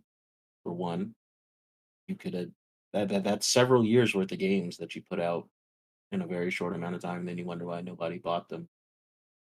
And then on top of that, you have a studio that supposedly specializes in like high quality graphics and shit. We're still playing 1080p fucking games on PS5. Makes no Not even fucking 1080p. It was like Not it was like even. 900p. That was fucking upscaled. but like nobody's giving them shit for that. Like that's not next gen, bro. Like fucking Omar, what's my next gen? like what is that? Oh, the power of the fucking like bullshit, bro. Like that game could have been out on the PS4. I don't want to hear any argument saying that it couldn't have, because it could have. If that shit drops below 720p, that shit could run on the PS4. I don't want to hear it. What was the name of that engine? Huh? What was the name of that engine again? The trash engine. What do you mean? The Luminax? I'm not even gonna glorify that with a fucking joke. The name. It's awful. I don't get it. It had potential, but the fact that they have to get taken back into the studio just tells me it's like, oh, the shit that you guys were specializing in, which should have been making graphically intensive single player games that, with like graphically intensive single player RPG games, y'all can't even do that. So back to the fold, y'all can get, do support for anything else we got going on, but y'all can't do your own thing anymore. Like, I don't know if that's a management issue. I don't know if that's a publisher issue. I don't know what the fuck it was, but they just put out just trash, and their engine is trash. All that money wasted on that engine is trash. Maybe they should have talked to Capcom and been like, "Hey, let's use that RE engine and see if we can get something cracking." Because Luminous sucks dicks. Hey, it's like the Slipspace engine. They should have gone to Unreal and be like, "Hey, can we get that Unreal Engine 5? Because our engine kind of sucks dick." I can understand. I mean, my thoughts on Halo, like management, Bonnie Ross, like them doing Slipspace should have. They didn't have enough time. Slipspace should have been coming around after Halo 3 if they really want to launch it. Damn. There's a reason why, Unreal and shit is like the standard that people use. It's because it's been around for so fucking long that people actually know how to use it. Like, you can't build it from the ground up and then and then fumble it like that. Like even like the reveal for that fucking engine. We didn't get any of that shit in Infinite. Like we got next to nothing from the big reveal for that in the actual engine when the game came out. Like, fuck that engine. Trash. Sorry. If it cost them $500 million to make, well, that's a sunk development cost. That shit did not hit. Sorry. At least it isn't the cutting edge of graphics technology like the Katana engine. I mean, it cuts all the fucking it cuts all the frames. That's all the frames. That's all the frames. I mean, I just want it to end. I don't get why quality control is such a difficult thing. I mean, yeah, our like you care so much about profits, but you're putting out bad product and expecting different. Keep doing it. That's insane. Right? Like we're they're taking crazy pills if they think that shit's okay. Go ahead. I said, do you think if inevitably we get the Forspoken, what happened behind the scenes story. That it will be just more of the same, like based on what you're saying about bad management. We're not allowed to do X, Y, and Z using bad engine. And it's just it's gonna be a crutch. It's gonna be a Like- crutch. You got yeah. the developers that came up with this fucking engine and they couldn't bust a grape with it. Like the people that made the engine is still on the fucking team and they can't get it done. Like it's ineptitude. I don't have any other word for it. Like I don't really care for the behind the scenes shit. You got studios with next to nothing bringing out fucking fantastic products on wire thin margins and budget, and you get all this money thrown at you and you don't do shit with it. I don't get it. Yeah. All right. Pharaoh, have you got anything you want to add? I think y'all pretty much covered mostly everything. I mean, it's unfortunate that they no longer being independent. Cool that they got absorbed in the Square and they get to keep their jobs. Have to see what happens. Yeah. All right. What's our next topic? Next topic is forced reveal licensing Okay. agreement.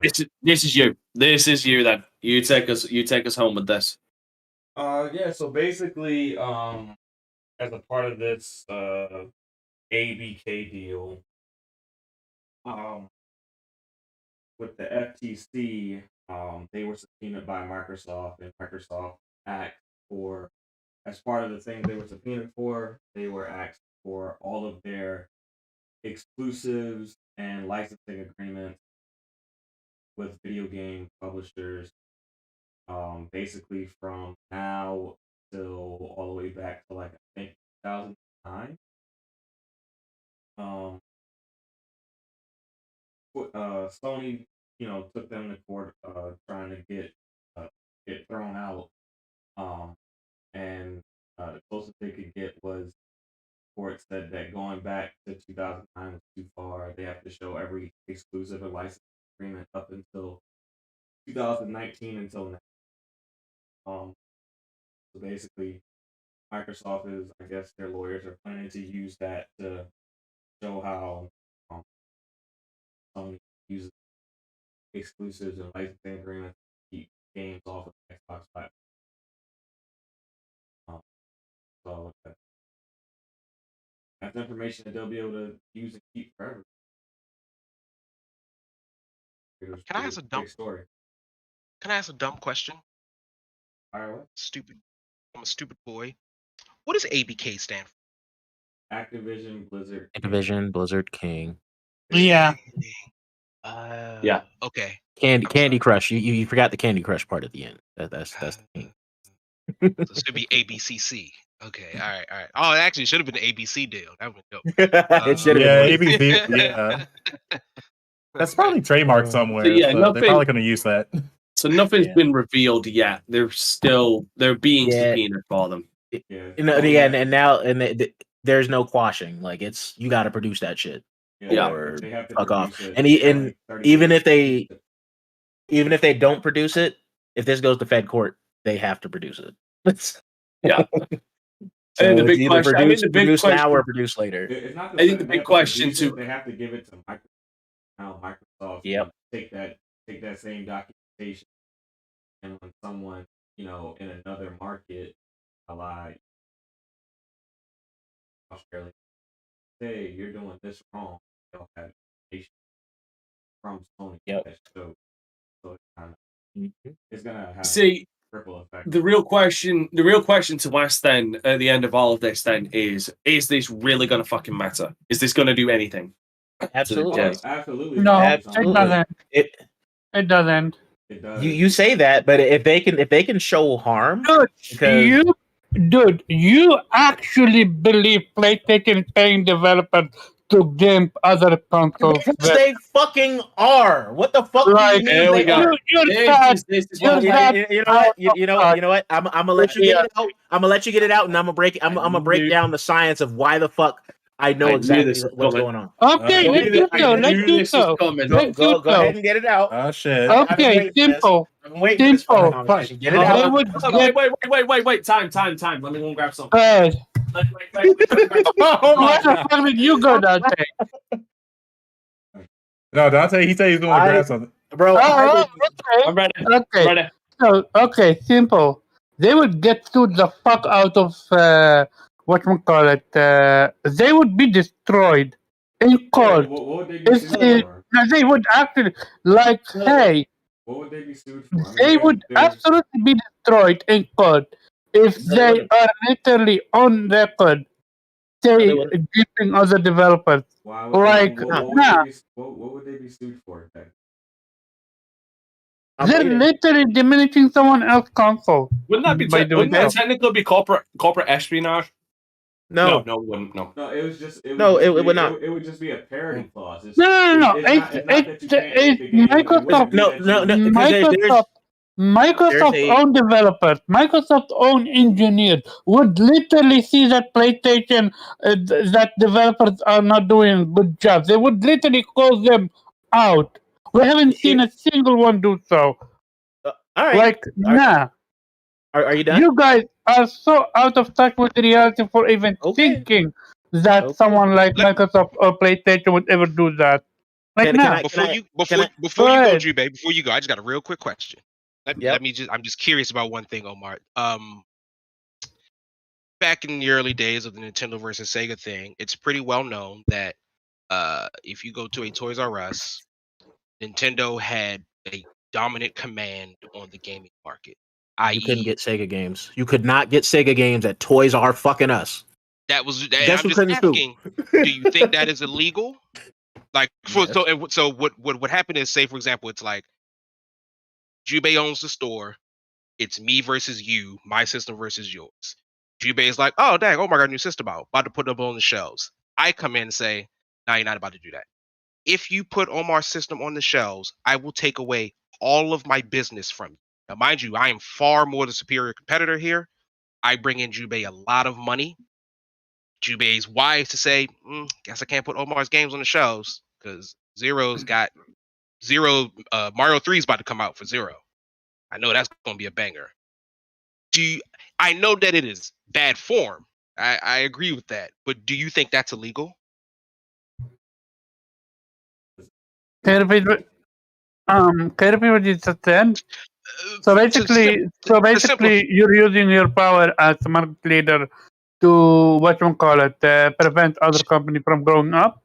Yes. That's what you do in business. That's what happens in business. Like, That's what Sony did in business. that's what they fucking did. Anyways, so yes, when I say that they are gimping versions, so there are features on the Xbox that third-party companies won't use because Sony can't, and because there's parity clauses in those contracts for that, they are not allowed to. So yes, they are gimping them by default. We don't get SFS, we don't get sampler feedback streaming. Not a thing. Why? Because it's not on a Sony console. So if a game is on both, guess which one of those you can't have it on one and not the other and then call parity because it doesn't work that way. So yes, Sony is using its power as market leader because the publisher's not gonna be like, well, the Sony game is the most important because that they're the market leaders. That's where all our sales are gonna come from. They're gonna prioritize that. Now, if you have features on this other box that you can't use because the main box can't do it, like you're not gonna do it. Here's the biggest hurdle to this. Here is the biggest hurdle to this, and it honestly, I feel like this is definitely going to be the biggest hurdle to this. Is if it shows that Xbox, if PlayStation, because obviously PlayStation has obviously offered money to have exclusives before, and they still do. And they've done so in the past, they've done so now. But the problem is then the burden of proof is on Microsoft, because all these documents are going to show is, yes, Sony paid to get these games exclusive on their console, The problem is, let me finish. The problem is, I mean, you were in the middle of my point, bro. You can land your plane, but no, hear me out. No, hear me out. I'm not arguing your point. I get it. I just wanted to land my fucking plane before. Go ahead, sorry. No, go ahead, sorry. So go ahead and do that. I thought you had landed. My apologies. Go on. No. So even with all that said, what these documents are going to show is what was Sony's main argument against this ABK deal? What did they say? They're going to take a game away from us. We're gonna be foreclosed on because this game makes us so much money and we won't have access to it. So if they can cry that, and then you can go back and show for years that not only are they preventing this from going to your platform, they're also preventing it from you going into your subservice, which you also say, hey, we can't compete with the subservice if it has Call of Duty in it. Are you not sabotaging the other subservice with the bullshit contracts and shit that you're writing to prevent publishers from putting it in that subservice? Yes, that is their main argument, and that's what me and Farrah are saying. Like it's going to matter because of that. That's not out in the open. It's going to make them look stupid with their initial argument of even crying about it, because that's how they've been doing business for fucking years. I say release Final Fantasy 16, then I'll side with Sony. Where it's gonna hurt Sony the most is, I mean, this deal already looks like it's gonna go through, but if Microsoft can show a pattern of like Sony pretty heavy-handedly aggressively locking up these deals and keeping games off the platform, it's gonna really limit their ability to present an argument in the future if Microsoft decides to purchase someone else. This deal already looks like it's about to go through. Based on what the EU pretty much is makes their leaning towards passing it. So if most of the major markets pass the deal go through, it is really going to be a hindrance towards future deals that Microsoft may have if they decide to purchase another.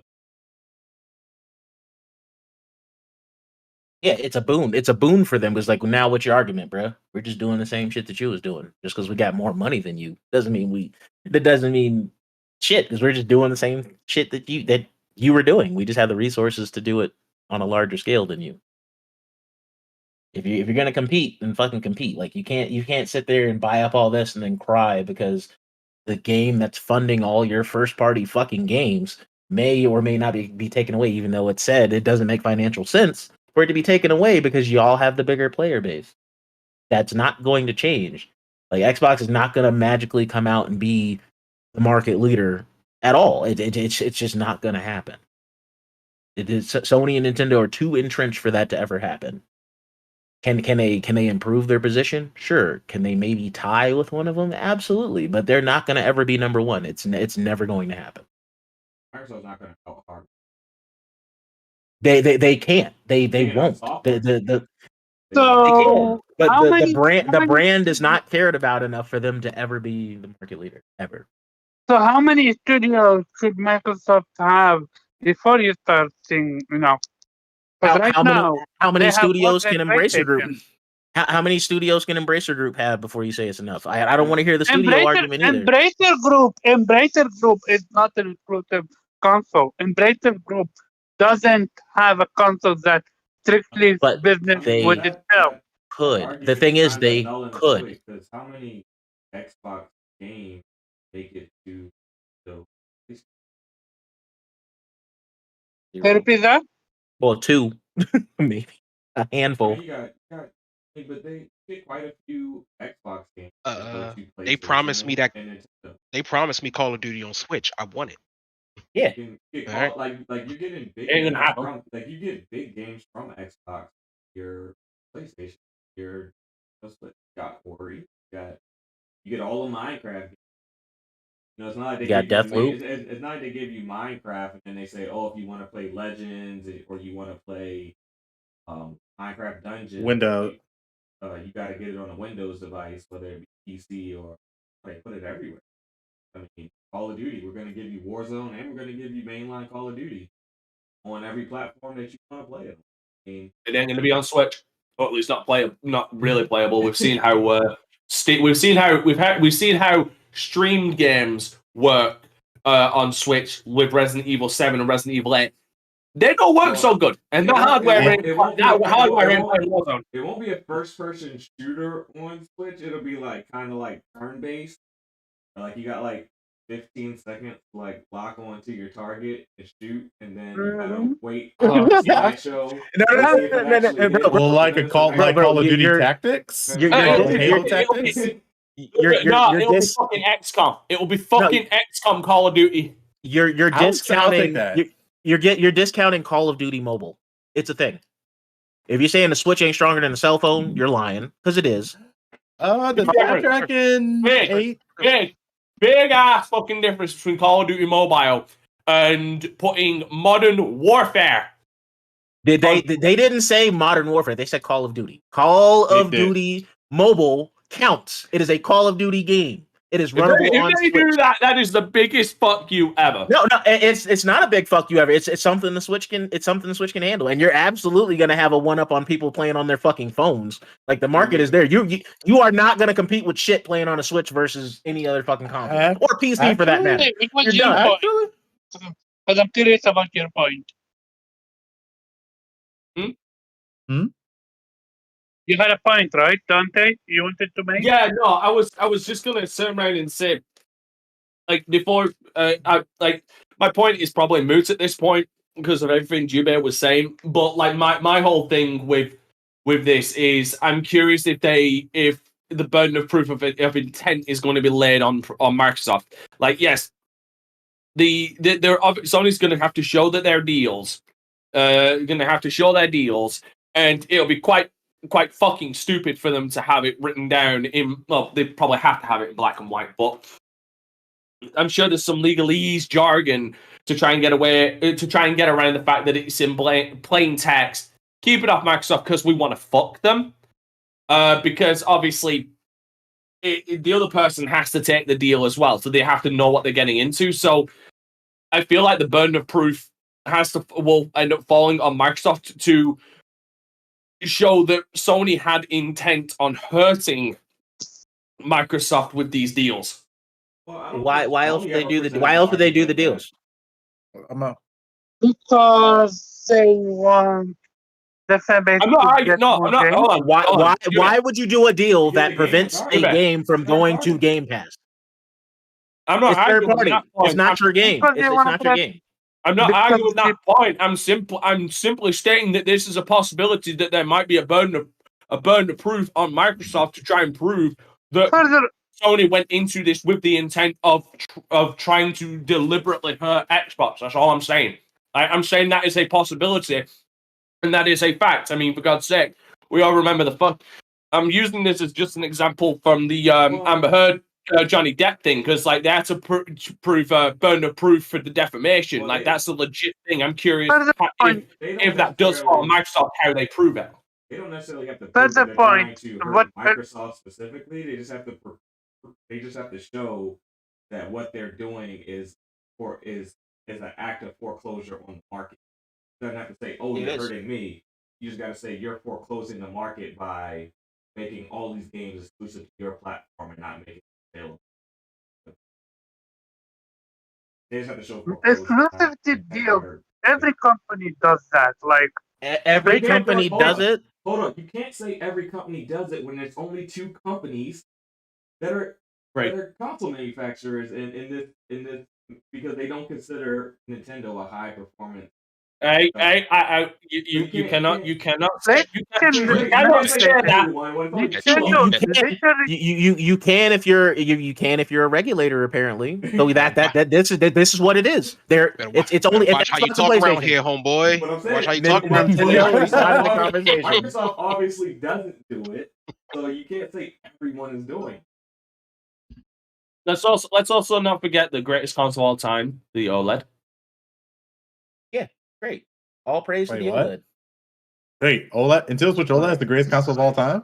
Like literally, like name me one big third party game that Xbox is being off of PlayStation for more than 9. You can't. Like they might get a little 6-month deal where it's in game, like you got the medium, and I think like Stalker 2 might be exclusive to Xbox for a small period of time. I think. Just Then you Yep. got, just just like does Microsoft even? Hmm. So I mean, like it's like you can't say everyone does it because Microsoft clearly doesn't. Sony clearly does.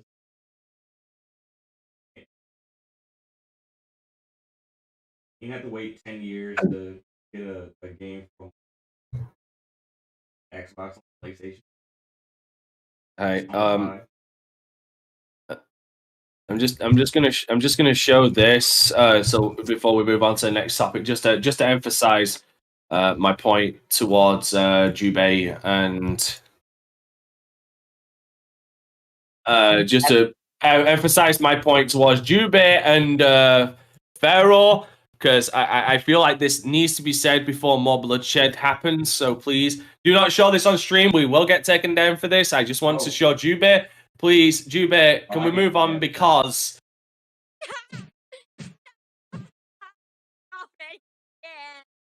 you saw that. Why? Oh yeah, I saw it. Oh my God. I get it, but like I said, when you're the market leader, you have that control, bro. Nobody's gonna tell you no, because why would they fuck up their bag? If I know I'm guaranteed sales on PlayStation, why the fuck wouldn't I be like, yeah, okay, cool, why not? Because it's been done, and it's not illegal to do so. Have you thought maybe because Microsoft literally built their platform on sales don't matter? Build their platform. Have I thought that? Sure. Again, money is money. Instead of PlayStation, would you not blame Microsoft for literally building their platform on that and thus losing money and losing IPs? Hold on. So in a market where you can't compete with Sony just off the numbers, you absolutely So you would never how if no but before games make great games. Okay, make great games, bro. The sales gulf will never fucking not be a thing if the consoles aren't fucking equal in sales, bro. No, if Sony is if there are more fucking PlayStations out there, Xbox is never going to outsell that. It doesn't matter. Why it doesn't matter what fucking game it is. It doesn't matter what fucking game it is. Why do you think PlayStation is getting more people coming into their ecosystem outside of their own ecosystem? Why? Outside of the PS3, bro, they've been fucking dominant. That's why. I ask you why? Why not? Did you forget how Sony got into this business? Like, did have we forgotten? Have we forgotten the bullshit? Have we forgotten the bullshit and backstabbing they did to get to exactly where they're at? Wow, to be fair, Nintendo exactly. That also got backstabbed by. They were backstabbed first. Did you even research, bro? They were, bro. It was an equal backstabbing. It was an equal backstabbing. But since then, what has Sony done to everybody else? I ain't gonna tell you again. Watch your mouth when these. That's exactly what they did. Action reaction. What do you think? I'm sorry. Action reaction. They got backstabbed. Okay, and they've been the bad guy ever fucking since. They've been the big bad fucking wolf ever since then. Period. Again, hasn't changed. People follow the game, but go ahead, Dante. Say what you want to say. I didn't fucking say anything. I was. How many first party Sony games are coming out this year? Oh, by the way, stop trying to pass the book to me, motherfucker. You made your bed. You out here trying to get fucked up. How many first party Sony games are coming out this year? Don't tell me it's the games, bro. They got one. They got Spider-Man. What other first party game from Sony is coming out this year? I will fucking wait. So you chose this year. What about last year? I'm choosing. I don't give a fuck about last year. Xbox had no games last year. Xbox had no games last year. How? Xbox had no games last year. How do you? Xbox had no games last year. Xbox had 0 games last year from first party. So try again. How do you give them zero fuck about PlayStation output? They literally released what 2-3 games last year alone. So and that's it. So what are they releasing this year? Their sales are up this year. What are they releasing this year? Nothing. They got Spider-Man. That's it. They released not even VR. out. They released VR. They released Call of the Mountain. They released so many things. So we're talking about VR niche spinoff that ain't gonna sell over 2 mil ever because there ain't that many fucking VRs out there. Try again. I motherfucker, don't step into my territory right here, otherwise I will jump in and give you a fucking whooping. Will the PSVR sell 10 mil? No, it won't. Oh no, it would. Me and Nappy have said this. It will the moment they make it available for PC because that shit is fire. Yeah. Okay. Yeah. That's fine. But but again, they're not going to do that. There's going to be several years before that happens. All right, just like their exclusives. So again, if it's about the games and they're selling like fucking hotcakes, are they selling it off of old games? What new games they got coming in 2023, bro? The answer is one. It ain't the game. It's not that. That's not a game that they make. That is not a first party game. Sorry. They have exactly one. I thought they have exactly no first party. Exclusive first party. Okay. They have exactly one. You can't like don't tell me it's the games when it's only one and they're still selling the same. It absolutely is the games. Like I played them. I got the plat in all two of them. We're not counting DLCs, are we? Even if they're game size DLCs. I never counted the DLC though. No, I'm asking Jube. Like, I need to understand the parameter. Are we counting like DLC? Are we talking? Can we count game size DLCs? Like talk about the remaster Witcher or something. No. Burning Shores comes out this year. What? Burning Shores. That's an expansion. That's not a game. Stop it. No, that's why I'm asking you. Are we counting them or not? No, it's not. It's not a full length game. No, absolutely not. You would still need Forbidden West to play that. Sony's not announcing anything yet until whenever their big showcase. I mean, we're assuming Spider-Man. It could be delayed. It could be delayed. We don't know. They could have a bid. They could have a 0 on the scoreboard this year. We'll see. We'll see. I doubt it. Because the game the exclusives they have been pushing ain't necessarily have been Metacritic fucking bangers out here. If we're gonna be real. I was just gonna say because it's saying about the game. Xbox this generation has a higher aggregate Metascore. Has a higher average Metacritic. Yeah. Yeah. So it's not like Microsoft isn't making good games. Like we can get rid of that argument this generation. We understand that issue bad. But the only ones who've been putting out the only company that's been putting out constant fucking bangers as far as games is Capcom. Yes, Capcom. Yeah. And nobody's going to purchase Capcom. As a publisher. As a publisher, for sure. Yeah. As a publisher, they've beaten everybody as far as publishers in the space. EA's making a come up though. I will say that EA's making a come up recently, surprisingly. Yeah, EA, Capcom are the two companies that are publishing games, and I highly doubt Sony's going to buy them. But all I'm saying since money to buy them, and I'm not saying it because Capcom they could, EA they couldn't. I don't think they could purchase either based on the report they put out. Got what quarter it was, but Sony basically told them how much money they had for its acquisition. It was like it was less than $1 billion. Yeah, they don't got it. So I must say Sony. No, they're good with Capcom. Capcom's only worth 7. Yeah, but you don't sell for what you don't buy for what it's you don't sell for what you're worth. Capcom would sell for probably 25. You're not. For like 50, oh. Yo, their fucking market cap increased by 28.71% in 1 year. That's how fucking good Capcom's been. Yeah, they can set their own price. Yeah, because with them having that big of an uptick, if someone tried to buy them right now, you probably are looking at like 20. And then we got Street Fighter, which is going to add another 10% just off Jubei alone. Yeah, I'm already in there. Already. Oh, by the way, I guess you go Jubei. Billion if you're selling. What's up? Jubei. That cameo pose, no. Oh yeah. Oh god, that pose! I saw that everywhere with Kirby on mouth on it. Yep. Yep. That's one of my that's one of my mains. I'm gonna be doing that pose a lot. You know what? I know. There's one funny meme that came out of that. Going back to memes, there's one funny meme. Anybody who is a wrestling fan or knows wrestling knows of a wrestler called Gunther or Walter. He has like anybody who knows about the chop. Like everybody knows the Ric Flair chop. Right? Yeah. Chop across the chest. Gunther has one where he lights your fucking chest up. And there's been a meme recently of just having him in pose, like he's like this, just ready to chop somebody with his fucking palm, and they superimposed him right behind Cammy when she's doing that pose. Yep, it's greatness. So, I have one more question for you, Omar. So we got Ragnarok last year. Since we've gotten that game, how many 85 plus Metacritic exclusives have we gotten from Sony since last year? We got not one, not two, but 3 games from Sony last year alone.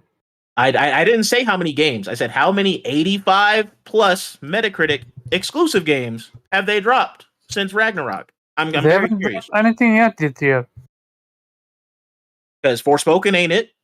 The big heavy push? Hold Not up. in the 80s. Forspoken is Not in the 80s.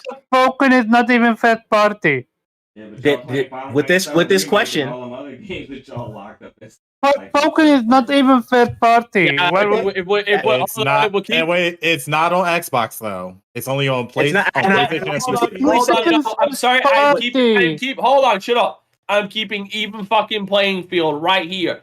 I'm keeping even fucking playing right now. I'm playing referee right now. I'm throwing up the yellow card. You better not move that goalpost one more time. You do that, I'm throwing up a red card.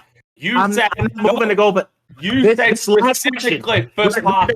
You said specifically first When I party. just- So keep it to first party, sir. no, when I just I said I had one more question, and I said since Ragnarok came out, how many? And I purposely said this. How many exclusives have they dropped since then that are 85 plus? And the answer is 0.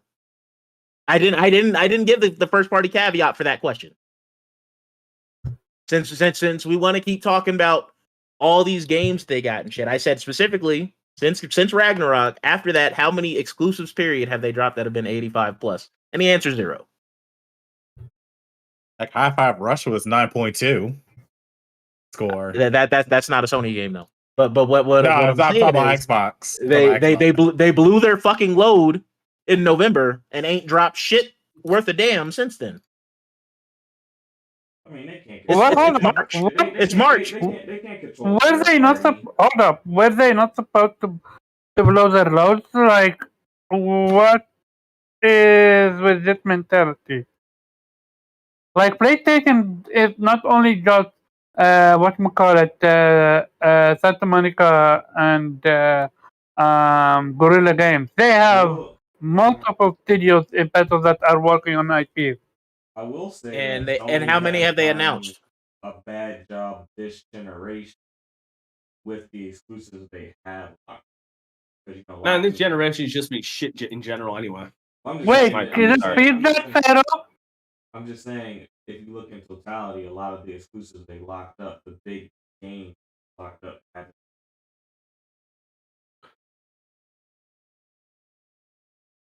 On that end. So they've done a bad job in procurement of those third party to this point. Yeah, It won't turn they're- around they're- this they're- generation, but they haven't. Their money heading mid, and that's okay. Not really. I love Kana. I love Fist. No. It don't. Omar. Don't matter if you liked it. It's if it sold well. Because guess what? It all comes back to Kana did well. Sales wise. Fist as well. Are we sure about that? Yeah, because literally keep getting an update. We just got Okay, an it update not too long ago. It keeps getting updates, but again, what new thing did that game bring to the table? No, it doesn't matter. We're going off of like if they've had good success with the games that they've been getting exclusives with. That was the point. Yeah, now you're shifting. Jube, that's the yellow card. Watch it. Watch it. No, That's the yellow card. You're talking about Kena, and I said since November. Kena did not come out in fucking November, bro. Yep, and I agree there. And I will throw the yellow card to Omar now. I'm going off of their last big banger, which is the 92 that they blew their fucking they blew their entire load on in November, and they haven't done shit since. I mean, you got. All right, so They are literally busy with this whole deal. Like, I've been saying it from the longest. This deal needs to be end to end, so we get what PlayStation have in petto. That's it. Like, if the deal would have been done if Sony shut the fuck up, but they can't. They're shooting themselves in the foot. All they had to do was shut up and let it happen.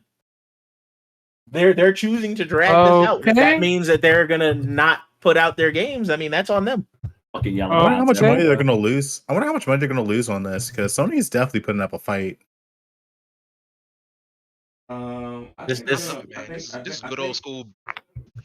I think they're gonna lose quite a bit of money because I don't like. All right, so is there a situation where this deal, if Microsoft agrees to their remedies, Microsoft says, "Okay, we'll put it in your subservice," if that's one of the remedies, then Sony has to pay for that.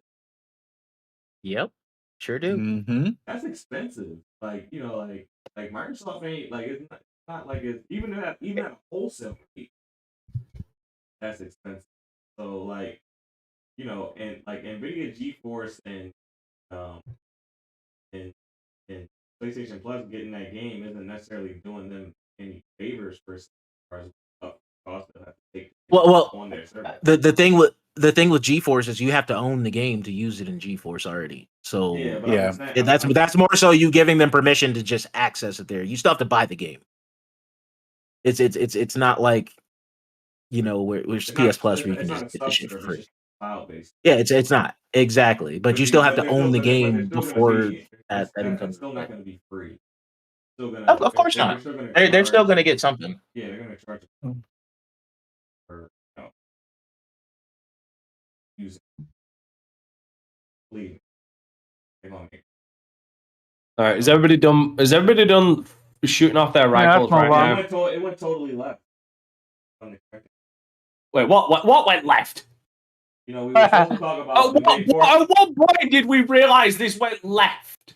I'm curious. The moment that Omar and G-Bay started yelling at each other. Yes, which is why do you reckon I dipped out last week? Which I hope you fucking told everybody last week was the reason I dipped out. Because I didn't want this to happen. Last week we didn't do anything. Last week we didn't yell at each other. You missed out. Yeah, you missed out on a great show. Too bad. We actually destroyed Ubisoft. We destroyed Ubisoft. I'm starting to think it's my fault. I'm starting to think it's my fucking fault. And you can all eat shit for it. What's the last topic? What's the last topic? Not the last topic.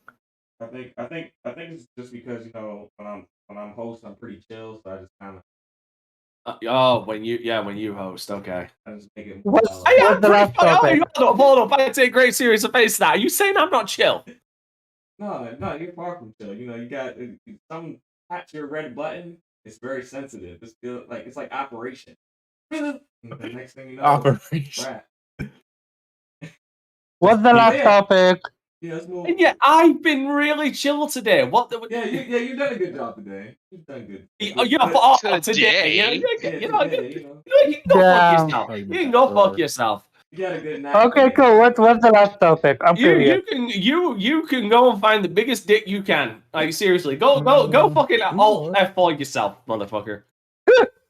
Now it went south again. What's the final topic? What's the last topic, fuckers? Series S limiting game. God damn it! See, this is what happens. See, this Good luck that day. This is the problem with being a minority. That everybody picks on you. Good luck that day. You're gonna need this one. You about to have me and Omar drop kicking each other through these. This is about to be WrestleMania type shit. Yeah, the problem is there is a ton of build up for this one. This is like WrestleMania. Yeah, this is gonna be like Goldberg versus Brock Lesnar. It's gonna be over in like 30 fucking seconds. All right. Go ahead. Well, you guys cast our votes. You got one. Okay, yeah. I got Omar winning. Oh, do you?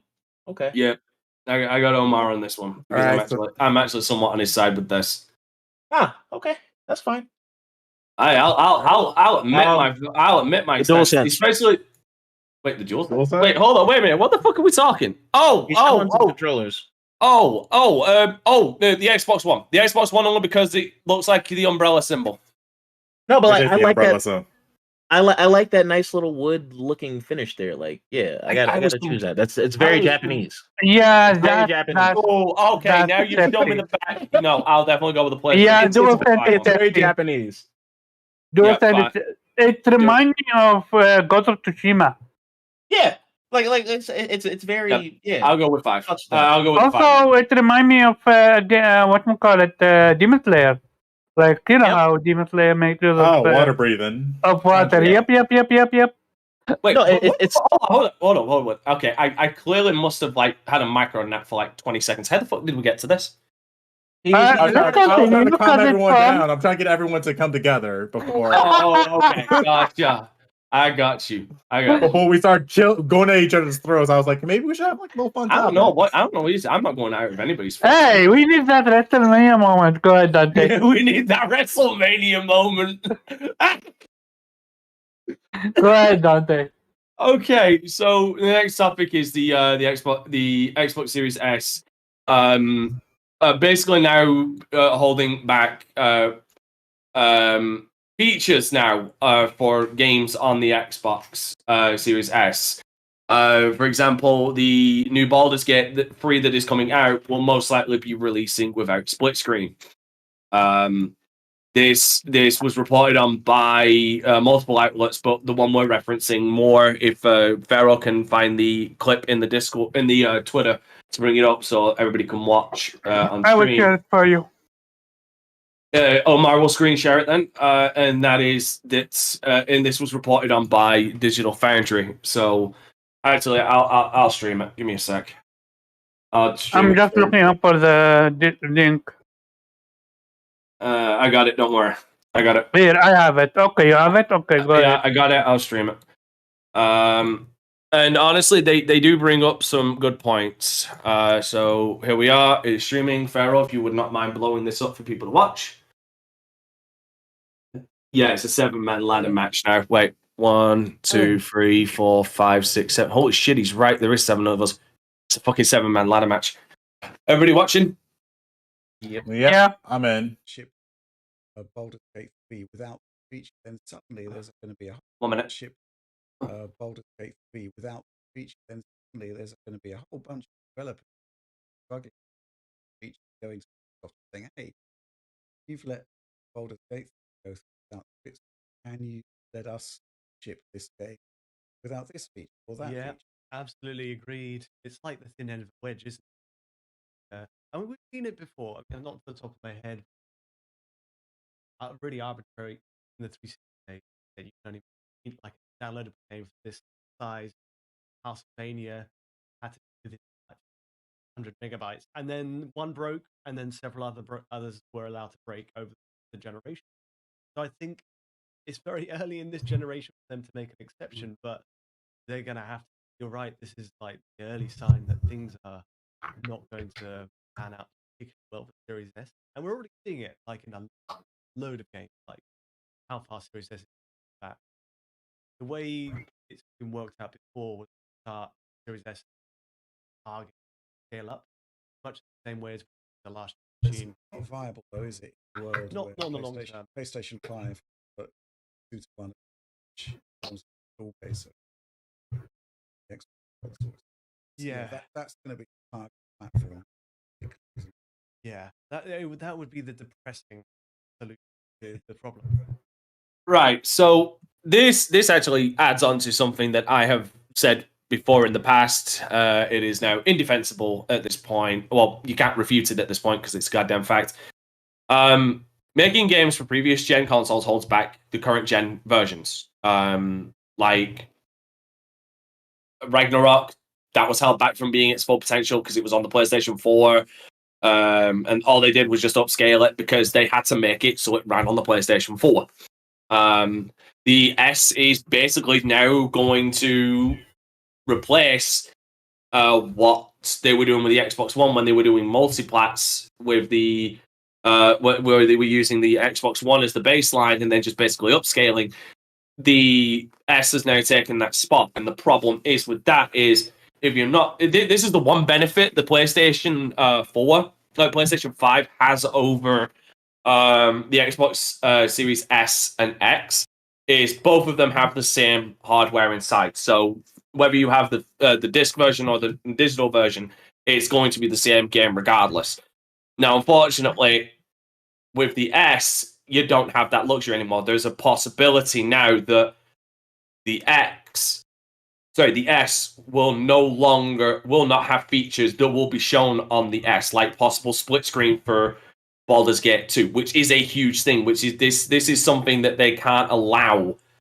Xbox can't allow this because this is one of those slippery slope things where if one gets through, it's only a matter of time before others want to get through and widen that crack before there is a big giant discrepancy between the S and the X, which I'm sure Microsoft themselves, even though they say they don't care about hardware sales, they don't want that. Like, I'm sure Xbox don't want there to be a big discrepancy between the S and the X, because that would just be bad for business. The kind of discrepancies I'd be worried about looking at, or that could possibly be happening, are ones that have already happened in the past, about 10 years ago. And that was when the PlayStation 4 launched, or when the PlayStation 4 came out, there was Black Ops 3 that came out for the Xbox 360 and PS3, but then there was also a PS4 and Xbox One version of it, and I believe the Xbox 360 version and the PS3 version didn't have a campaign. I'm pretty sure it was missing the entirety of the campaign. Someone might need to look into that for me. I can't remember. That sounds about right. And then a less egregious thing, but still one that's viable to bring up as a possibility, is player counts that happened with Battlefield 4 for the PlayStation 3 and 360 to the next gen versions of the PS4 and Xbox One, where it went from, I think, 32 to 64. And on Battlefield 4 maps, like that means a lot. Like, missing half of the team, it's like the maps become so fucking barren. And Titanfall being another example of that, where the player count was, and I think also some features of Titanfall were missing on the 360 version and the Xbox One version. So like if the Xbox needs to kind of quell this right now and help developers attune for this, or kind of temper expectations, because this is a gap that we cannot allow to widen.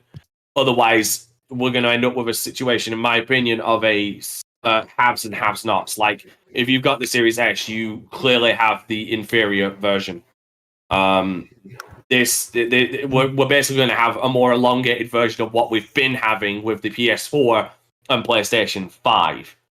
That's what Xbox is going to have going on further into the future. Nappy, you're more on the tech side with me. I want your opinions on this first. Okay, so it kind of does suck that the Series S is definitely a significant downgrade, at least on the GPU side, compared to the Series X. And I can definitely see, like, I do agree that, like, the Series S can hold back gaming generations overall, but for this particular case, for Baldur's Gate 3, have you looked at the PC specs for Baldur's Gate 3 on Steam? It runs on the Steam Deck, bro. It runs on the Steam Deck, bro. Yeah, It I'm runs on the Steam Deck, bro. It's a GTX 970. It's a minimum. I will turn. Here's the thing, though. Like, there is as a PC guy, you got to know there is a fundamental difference. There is still that fundamental difference. I mean, it is. There it is. is a There's difference. more. There is a difference, and there's also still, even though consoles have them, they're still not as flexible with their customizations of graphics settings and resolution as PCs are. That is true, yes. But like, you can pump a Steam Deck to I don't want to say Steam Deck actually because I don't know if it's entirely true, so I won't throw out hypothesis out there. But like with a modern console, you can with a PC you can make it output at 720p on low settings, and like you can get anything fucking working on an old ass GPU. Like I'm sure I could get a solid 30 at low settings on a fucking 960 or some shit for Cyberpunk 2077 if I shove it on 720 low settings. I mean, So basically, downscale it. Setting wise. The problem is if you start downscaling too much, you end the game looks blurry. The game looks blurry. You end up with a lot of graphical issues, and like at that point, there is no fucking point. There ain't no amount of AI checkerboarding that's going to be able to fucking fix that. Not even DLSS is going to be able to hack that shit. I mean, well, they run AMD processors, but my thing about it is I'm just making a point that DLSS wouldn't even be able to like hide how low the resolution is. That's all. But yeah, I understand. But my thing about it. Have you seen the graphics on this game though? This shit's fucking Diablo, bro. Get the fuck out of here. Look at Baldur's Gate. It's fucking Diablo. It's Divinity, and this is the exact same engine. It's the next iteration of the same engine that just ran Divinity 2, which is split screen on the fucking Series S. It's the same fucking game. It's the same engine. I don't want to hear any. It's the same engine. I'll say it's a little bit more updated with what they try to do graphically. Slightly more updated, but I honestly think that this is more of a cop out of just let's just blame the Series S in this case. I mean, yes, the Series S. Exactly. That's what I'm saying. Like if they're having issues, like this sounds like a dev problem, especially because this game it's practically Divinity fucking 2. We just seen this damn game. It's a slightly prettier version of Divinity 2 with Baldur's Gate fucking characters in it. Like they just used this engine on a game that had split screen on the Series S. I don't want to hear that this console can't fucking do it because it can. Do they not want to do the extra work? These are the questions that they're not answering. This game was on early access for a good year. And those PC players have been playing it for a long time.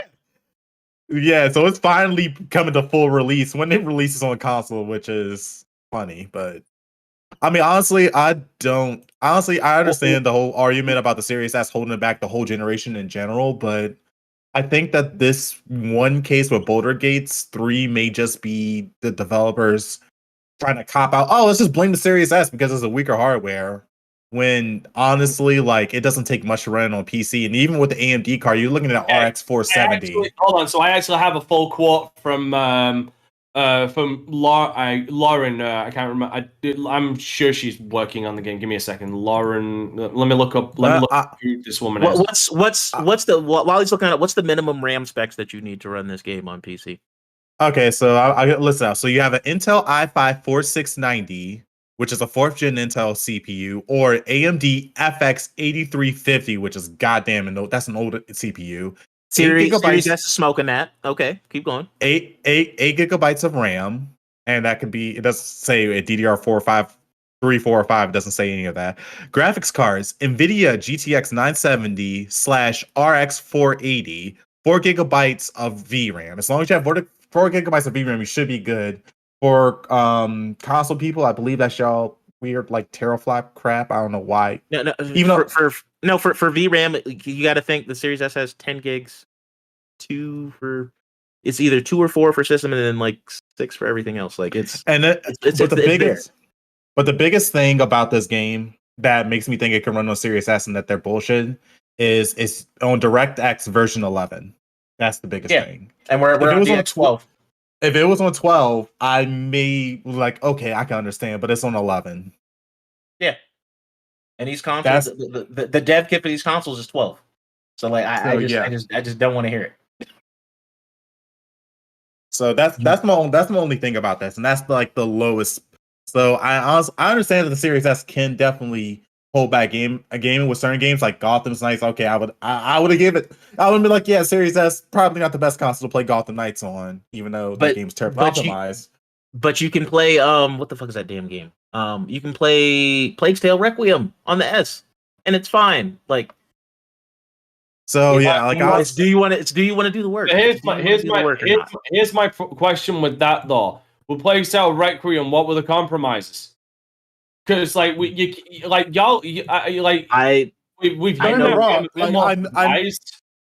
I'm a bit more surprised you being on this point, but I'm just gonna bring up the point once again, and I'll bring up this, and I'll say this quote that Lawrence Studios actually put out. We have no exclusivity for which platform we can bring BG3 to, or when, and we'll announce support for additional platforms if and when we're ready. A Lauren representative said in a statement. We've had an Xbox version of Baldur's Gate 3 in development for some time now. We've run into game technical issues in developing the Xbox port that have stopped us feeling 100% confident in announcing it until we're certain we've found the right solutions. Specifically, we've been unable to get split-screen co-op to work to the same standard on both Xbox Series X and S, which is a requirement for us to ship. Lauren is apparently not confident that they can overcome these issues. Later in the statement, the studio representative said, "If releasing it on another platform, including Xbox, becomes a technical possibility, then the team will make an announcement when they are ready. Hence why there's never been. Hence why they haven't announced it on Xbox yet. Like that's the statement that they've made." I will say this. But I will say. Okay. Let me get my point out. All right. They're trying to, like, that statement clearly states they're trying to get it on a similar path. Sorry, on a similar spec. Yes. Fuck's sake. On a similar standard on both systems. Like the similar so the S and X are going to, like, whatever it is, 1080p 60 or 4K 30. Like that seems to me what they're trying to do. And the problem is with split screen adding that where it's going to show where it's got to load in two separate lots of two separate environments for two separate people seeing two separate things, and all of that adding in, because again, it's split screen, it's got to show it on the same screen. They can't. It seems like they're not able to possibly get the lock that they want, because again, PC has more customizations as far as it's set, as far as like, oh, you can have the texture detail all the way to ultra and everything else down to low, so it runs buttery smooth and looks nice, but no shadows whatsoever. But with console, you're locked between performance and resolution. Like they're the on our side, you're not locked to that on the dev side, though, sir. The devs can fucking do that. Yes, but the devs have got to. But that's the problem. The devs have got to lock it to that for launch. Okay, and that sounds. You're not making the case that this ain't a dev problem, though. If Divinity 2, if Divinity 2 can do it, this game can fucking do it. You can't tell me otherwise, bro. Look at these games. Look at the gameplay side by side. It's the same fucking game. It's the same engine. Got to make sure that with split screen, it can run at a certain resolution, a certain frame rate for the two settings that they've got to put into it, which is resolution mode and performance mode. They've got to make sure they can get it on both Xbox Series S and X. Clearly, they're having trouble doing that for the S. They're having trouble getting the split screen to hold a certain resolution. Who says the S needs both modes? What, you don't want there's game. No. Like who says it needs a graphics and a performance mode? There's games where it has one or the other one. Well, they do. Nobody fucking says it needs both. I'm pretty sure that Microsoft, so you say that, then why are there games on the S that don't have both modes? They've already done it. Some games couldn't do it. So if that's the compromise they need to make, then I'm not saying, because a Series S was always meant to be was supposed to be a 1440p console, and the only thing that I can see that's the max setting. And the only thing I can see that probably is if Baldur's Gate 3 is a heavy CPU bound game rather than a GPU bound game, then I can somewhat see the problem. The CPU and the S and the X are damn near the same. They're the same. The clock differently, difference though, is and GPU. the cache. No, the GPU is different.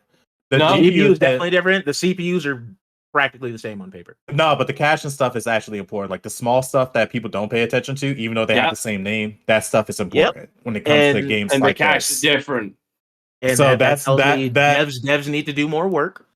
Oh, for fuck's That sake. guy doing the work. That's where I can see where they can have issues with Baldur's Gate 3 as far as the split screen. If this game's heavily CPU bound and GPU bound, then yes, I can see they need some more time in the oven. And it also But- might be, hold on, it might also be a case of dual sharing, Nappa. Because if what it's rendering in on single player is using most of the GPU, like especially if it's going for like even if it's graphic or just performance mode, and I'm leaning more for this being a performance mode issue to get that 60 frames per second. Like, what if they've got to start allocating more stuff towards the CPU off of the GPU when they run split screen mode? Like, that's my thing I'm thinking of. I mean, honestly, they don't even need to hit 60. Honestly, for split screen, they really don't need to hit 60. They can honestly go for 1080p 30. Well, that seems to be like. Maybe, I mean, I know they people, want the 60 FPS, but everybody come on, wants that 60 FPS now. Now people have got a fucking taste for it. There'll be an uproar if there's no 60 frames per second to it. On split screen? Yeah. I mean, here's the thing. For me, you want to know what this kind of reminds me of a little, like what this kind of reminds me of as far as like what they're attempting or what. Actually, it's almost a damn near identical situation to what the Medium went through. Just remember, Medium had to render two. No, hear me out, and you'll understand where I'm going at with this. Medium had to render two separate. Basically, it was a split screen game where it was rendering two separate things at once. Baldur's Gate is pretty much going to have to do the same thing, where it's going to have to render one thing for one player and one thing for another, on both screens. Right. Is that not what Gotham Knight did? And Medium doesn't run well. No, Gotham Knights didn't have split screen. No, it did not. And Gotham and the Medium didn't even run well. Like that had issues at the beginning, and they had to iron that out. Yeah, they eventually patched it, but yeah, and I honestly, that if we're going to talk about a problem, honestly, I think the split RAM is the main problem out of anything. It's the fact that you have the RAM split and then the speed of that RAM, because that's what they're using for their cache for this shit. It's that unified fucking RAM pool, and it just where it's pulling from. Like that's really the only thing. Is like on paper, it's like the Series X shouldn't have had a problem with the Medium. It did. It absolutely did. And I'm pretty sure that comes down to RAM, because it wasn't really a GPU issue. It wasn't. You also my 2080 had problems fucking running that game on high. I mean, honestly, I think I think the Series S can run Baldur's Gate 3 split screen. I think it can. I think they just need to figure it out. That's my overall thought. Yep. I don't think the Series S is holding Baldur's Gate 3 back. I would say the biggest problem with this argument is, once again, we don't have enough information. I want to know from them what the issue is. Like, I want to know, okay, what is the issue you've been running into? Problem is, we'll probably never know. We'll be spinning our wheels on speculation. But I want to know, like, what has been the issue? Has it been that you can't lock it with a fucking performance mode? Is it the fact that you're trying to get that 1440p 60 frames, and then suddenly the fucking the frames drop by half if you got split screen? Like, is that your issue? Because here's the thing, like, I'm not. It is the truth in a sense, but like, you turn around and say dropping frames. Oh, if it drops to 30, that's not a problem. I mean, really, it kind of is at this point, especially since like that's what these consoles kind of prided themselves on when they launched, was 4K 60 or like 60 frames per second. Like, all games have 60 frames per second. Bullshit. Buzzwords. But people have gotten. I'm losing my fucking voice because I'm still sick. But the problem is so many people have gotten used right now. Like, you don't know you want something until you finally fucking have it and or lose it. And console gamers didn't realize that 60 frames per second was as glorious as it was, and we're always on that 30 frames per second is so cinematic dip that once they got 60 frames, they realized, this dip tastes awful. I actually have a question for all the console players. Sorry, mainly for Xbox and PlayStation. I know exactly how this is gonna go. I was going to ask them. Do you guys have narrative? Do you guys have a split screen co-op game, not a shared screen, a split screen co-op game on either y'all consoles that runs well at 60 FPS? Divinity. I don't get it. Oh, okay, it's a split screen game. That is a split screen It's- game. You got Divinity. I mean, Divinity Original Sin 2. Sin 2. Yeah. Okay. It's same studio. It is Engine 3.0 instead of Engine 4.0. What happened? What changed? Omar, Omar, on the PlayStation, do you have any split screen? Oh, like easy. actual This game released fucking 6 years. 6 years ago. It released 6 years. What game is that? Divinity came out 6 years ago, 2017, son. Oh, oh yeah. I'm talking about Omar. Do you know any games that are split screen for the PlayStation 5 that Wait, run? hold on. That never came out for next year. So you're playing it on backwards compatibility then? Same fucking engine, bro. Fuck. Oh, okay. It's the same engine. It's the same engine. It's the same fucking engine. That is not. It is absolutely how it works. It is absolutely how it works. Nappy, can you please back me up on that? Say when he's if this shit can run on the toaster, that is the fucking Xbox One. It's not an excuse. I think it's just a different. It's a different architecture. I think honestly, they need more time in the oven to get this architecture. They need optimization time. I'm usually with you. I usually am with you, Dante, on a lot of things, but it's just there's a lot of stuff with Baldur's Gate 3 that just this game is not graphically intensive enough. It's not even close to being enough. Like I said, we're looking at Diablo. Trust me, it can be. We're still looking at Diablo level fucking graphics. If Diablo 4 runs on this fucking console flawlessly, I don't want to hear the fact that Baldur's Gate 3 can't. Does Diablo 3? Is Diablo 4 gonna have the split screen co-op on? And also console? just like to point. Oh wait, hold on. Is it? Well, I didn't have split screen. I know 3 didn't have split screen. It had the share screen co-op. But I wonder if 4 is gonna have something similar. Not enough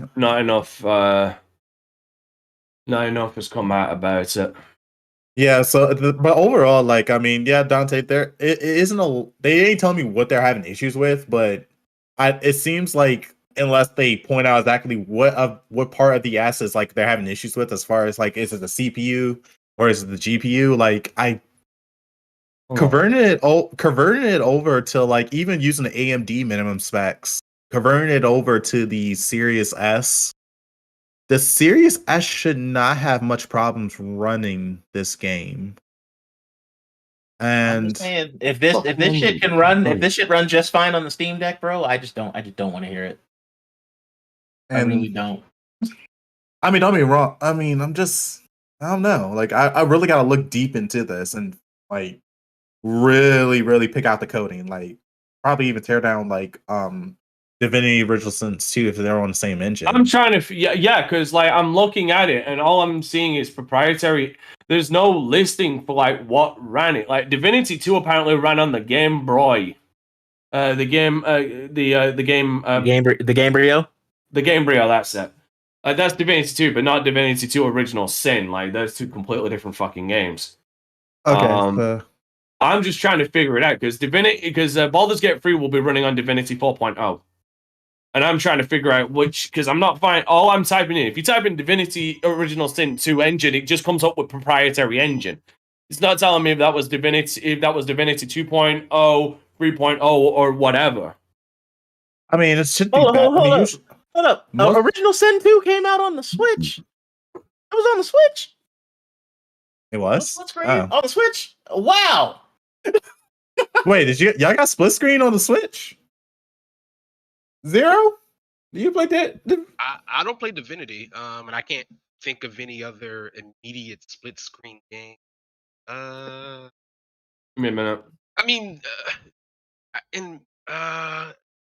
because I'm gonna say that if the Tegra chip can run it, then that is an old architecture. In a weird way, I believe Bowser's Fury is kind of sort of split screen. If the Tegra chip can run Divinity Original Sins 2 at split screen, that thing must look like 580p then on the Switch, but still. That's pretty impressive. I'm not seeing anything. Okay, give me a minute. Let me see if I can find anything. I'm saying I'm looking into this and I'm just like, I don't there's not really an the developers don't really have much of an argument against the Series No, S. it doesn't. No, it does not. doesn't. Divinity It does not Original on Sin Switch. does not have split screen. On the Switch, okay. It does not okay. have fucking split screen. Jesus. It still Okay, also well, says that yeah. they can release it. They can still release the game without it, though. Apparently, I want to hear that. Because there it's is a required to diff- ship. Oh, Because wait, there is it's a required to ship. difference. It's required to ship. It should have never made it on the Switch then, if that's the case. Oh, fuck off. Oh my god! But overall, overall, back to the main point though. I just say that Baldur's Gate 3, for my opinion, based off of the Series S hardware specs and based off of the requirements to run Baldur's Gate 3 on PC and that's runnable. It can run on the Nintendo Switch deck, and it's using DirectX 11, which is extremely a lot more easy to run than DirectX 12.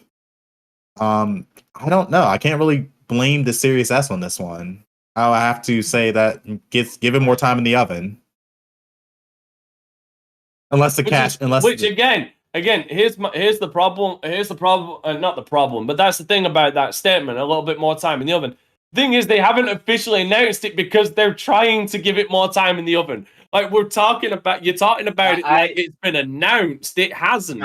It's not been officially announced. No, it's not officially been announced for the Xbox because they're trying to fix these problems. Oh, okay. Then give them time. Let them fix the problems. I mean, get on PC. We already got early access. We've been playing it for a year.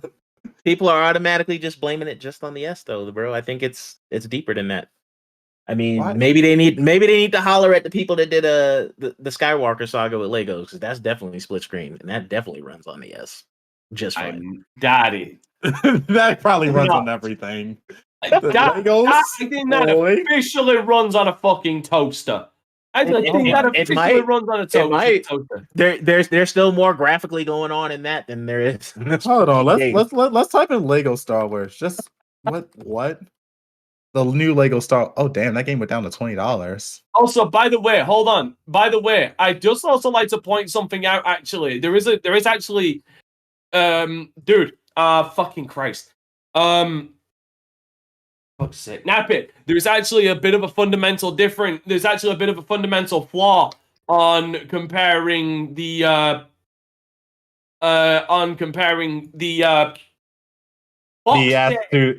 No. You're getting the requirements off of Steam, aren't you? Yes, I do. I'm looking at the requirements on Steam and I also look at other people's rigs running it. Where were you getting them for Baldur's Gate? Oh, Baldur's Gate? Baldur's Gate 3, yeah, I was looking at Steam. That's the early access version. That wasn't the full release version, which means I don't believe that's the version that's getting released on console or PC. I believe there is actually going to be graphical updates and more for it on release. But I mean, that's good. But then also now we just bring up another problem. Oh yeah, I agree. It is a problem. Why does it have to be upscale for the S as well for the X? If the S is already noticed as an inferior being to the X, why did I say inferior being? But yeah, it shows that it could be down. It shows that it could be downscale for the S. That's the counter to that argument, unfortunately. And also, by the way, Jubei, Lego Star Wars GTX 750 can run that, and that graphics card is not even supported by Nvidia anymore. It doesn't. It's still a split screen game, bro. Like I don't get it.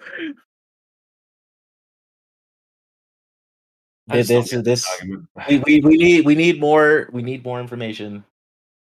Yeah, now we start talking sense. Oh, now I've been talking sense the whole time. Like, not you. I mean, no, me too. I'm all I'm saying is I don't see a logical reason as to how. If this shit can run on a toaster ass PC, which it can, and the Steam Deck, it can run on the S. I don't want to hear it. If it's on the Steam Deck, it can be on the S. Until there's a game that Steam Deck just can't fucking handle, then we're talking. But the S absolutely beats the dog shit out of the damn Steam Deck for sure. And if this little motherfucker on my desk, if this motherfucker right here can play that shit, tease me. I'm still trying to right here can play that shit, it can run on the S. Listen, is it could I possibly just like bring us back together with something I think we could all agree on, like something that we could all look at upon and say yes. Can I do that? Go ahead. Go right ahead. Let's see this. Why? Oh my Bro. god, Bro, the horny police needs to come get you, bro. Yo, we need to get a horny bat. Oh, man. That's what we need. We need the no horny bat. Don Clearly down bad, down tremendous, I sir. had no idea he was down that bad. Damn. You want to know something that's really fucking funny? The entire time we were having this argument, I was putting this together. Oh wait, you were literally just, oh my god. That, Oh, bro, The entire time. The Down entire bad. time. He is. I better, you know what? Just for that, I better see you playing this damn game, Dante. If I don't see you launch week, we're gonna have some problems. Buy it for me, I'll play it. You have my solemn vow. You have my absolute solemn vow. Oh my god. You know what? I might take you up on that so I can just beat the dog shit out you on your streams. Oh, I might do that. Wait, is this I game might cross do that. platform? Yes. Oh god, Jube's gonna be. Of course, Jube has a new game he wants all of us to get to play him in. Mhm. Listen, I could not fucking help myself, okay? The only person on this podcast that could possibly cook me in this game is Zero. That's it. I'm calling it right now. Am I cooking in? Street Fighter. That is, you are the only person on this particular podcast that could possibly potentially have a chance of cooking me in this damn game. Oh yeah, dog. Dante, I'm you serving gotta breakfast, lunch, and let's. dinner all day long. Hey Dante, we gotta play our keyboards. He already cooked me in Madden. He can't cook me nothing else. Hey, listen. You know all that matters? The viewers enjoyed it. The viewers enjoyed that. That's all that matters to me. And I got a laugh out of fucking Jube because he knows it was funny. It was. No, I'm right there with you. I'm gonna be making memes when this game come out. Fucking love that. I love that Walter meme. Like his slap is so bad that people memed it. Oh shit. All right, but I think that's gonna be it for today's podcast. So, let's give out. Hold on. But before we do that, I just want to end that last segment on this note. So, if these Xbox first party games come out running like dog shit on the S, I will absolutely finally come to the side and say that shit's a piece of shit and it needs to go. And I'm gonna leave it at that because that's gonna tell us whether it's devs or not. If Redfall and all these other games come out and they're fine, it's devs. It's devs not putting in the time and using the tools. If it comes out and it's dog shit there, Now, is Redfall that console needs to go. Split screen co-op? It doesn't matter. I want to see what a dev does when they can when they have access to everything they need to access to actually use the fucking system. All the tricks, because there's a bunch of tricks you can use with these shits that just doesn't seem to happen in these third party games. I'm about to say the Xbox Series X is technically the strongest console on the current gen, and they still haven't tapped into its full potential. So, nope. Also, it's gonna come down to first party for that. We're not gonna see that from third party until. I want to say that we've seen it before. First party is gonna have to show out in the way that third party devs say, "I want that." Yep. And it's not gonna you're not gonna see it with like your bigger games, like probably not gonna see it with your 2Ks or your Grand Theft Autos. They're probably big game falls behind with PC and PlayStation. And yep. But maybe it was we want to Mike. To me, Project Mar is the game that is like or Hellblade. Either one. I think Project. We'll see. I think Project Mar looks better than Hellblade. I agree, but either way, the call needs to come from inside the house. See, the last time The last time that happened was in a horror movie, and it didn't end well. Oh my god. Project Mara. Well, Mara is a horror game. That's true. That's true. Oh, That's why I said what I said. see that? surface and No, I don't, because your little bitch ass don't watch horror or play horror. You're too scared. I don't play horror. I laugh at horror movies. I don't like playing them. It's too interactive. See, we should play a VR horror game like Yes. Resident Evil. Absolutely not. Like, Yes. literally. Do you want me to shit myself like on Twitch? That'll get you some views. That'll get you a lot of views. This dude would be beyond. I question, how did you... Oh, sorry, go ahead. What? We should play outro horror game, fighters and everything. No, yeah, let's go. No, sorry, what were you saying, Omar? I question, what happened to you playing Hogwarts Legacy with them spiders? Oh man, I pluck them off from real far away. They don't. I'm not dealing with none of that shit. Nappet, do you think I need to play EDF with this man? You should. That'll be fun. Put a heartbeat monitor on his wrist that shows up on the screen. Yeah, Jubei, we need to play Earth Defense Force. Okay, that's fine. Actually, yeah, have a heartbeat monitor attached to your wrist that displays your heartbeat. I'm Hold on. Are we playing this on PC? Yes, Earth Defense Force. Earth Defense Force can run on a potato. It can run on your Steam Deck. Yep. You can run on your Steam Deck. And that sounds like I can use mods, and that sounds like I will mod the hell out of anything that I find problematic into something else. What are you going to do? Turn the top of the tank? Oh, actually, you probably could turn. That would be exactly. That'd be more terrifying. What are you talking about, Nappy? All of those things coming at you is just Thomas the Tank Engine. That'd be fucking terrifying, man. That's like the most common mod that everyone does, though. Okay, I'm sorry. I'm showing this again. I'm fucking showing this before we finish. I'm gonna tell you. You tell me this is not the scariest fucking thing in the world. Give me a minute. I was thinking more of Mr. Peanut, but I'll take Thomas the Tank Engine. Hold on. I'm gonna see where the fuck is this fucker. Where is this fucker? There's that creepy fucker.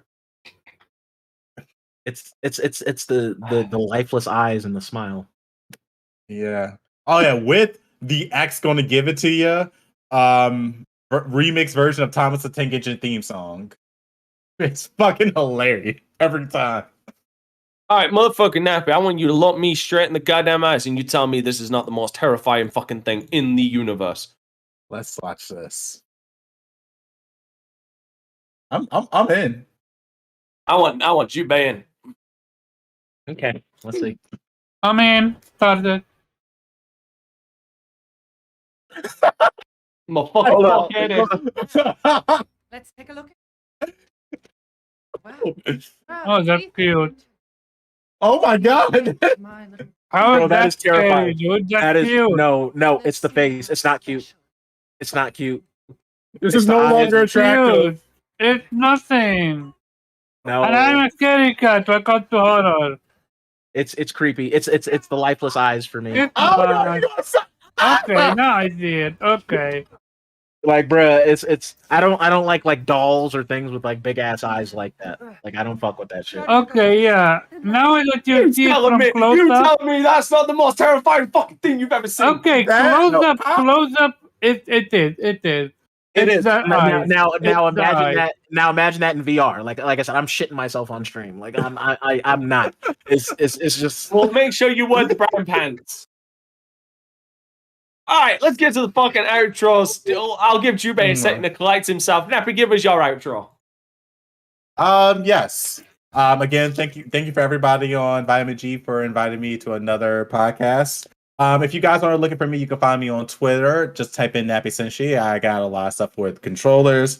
Also, you can find me on YouTube. Just type in that search bar, Nappy Senshi. You'll see me doing controller reviews. I currently have gotten my hands on Bayaton's new flagship controller, which I think I was not supposed to get my hands on because, unfortunately, I can't do a proper review until the software comes out for this controller. So that is a bummer. But the good news is that I have another controller coming in the mail, and I'm going to compare it to the Thrustmaster. It's another modular controller that you guys probably heard of that came out for the PlayStation 5. So we're going to see.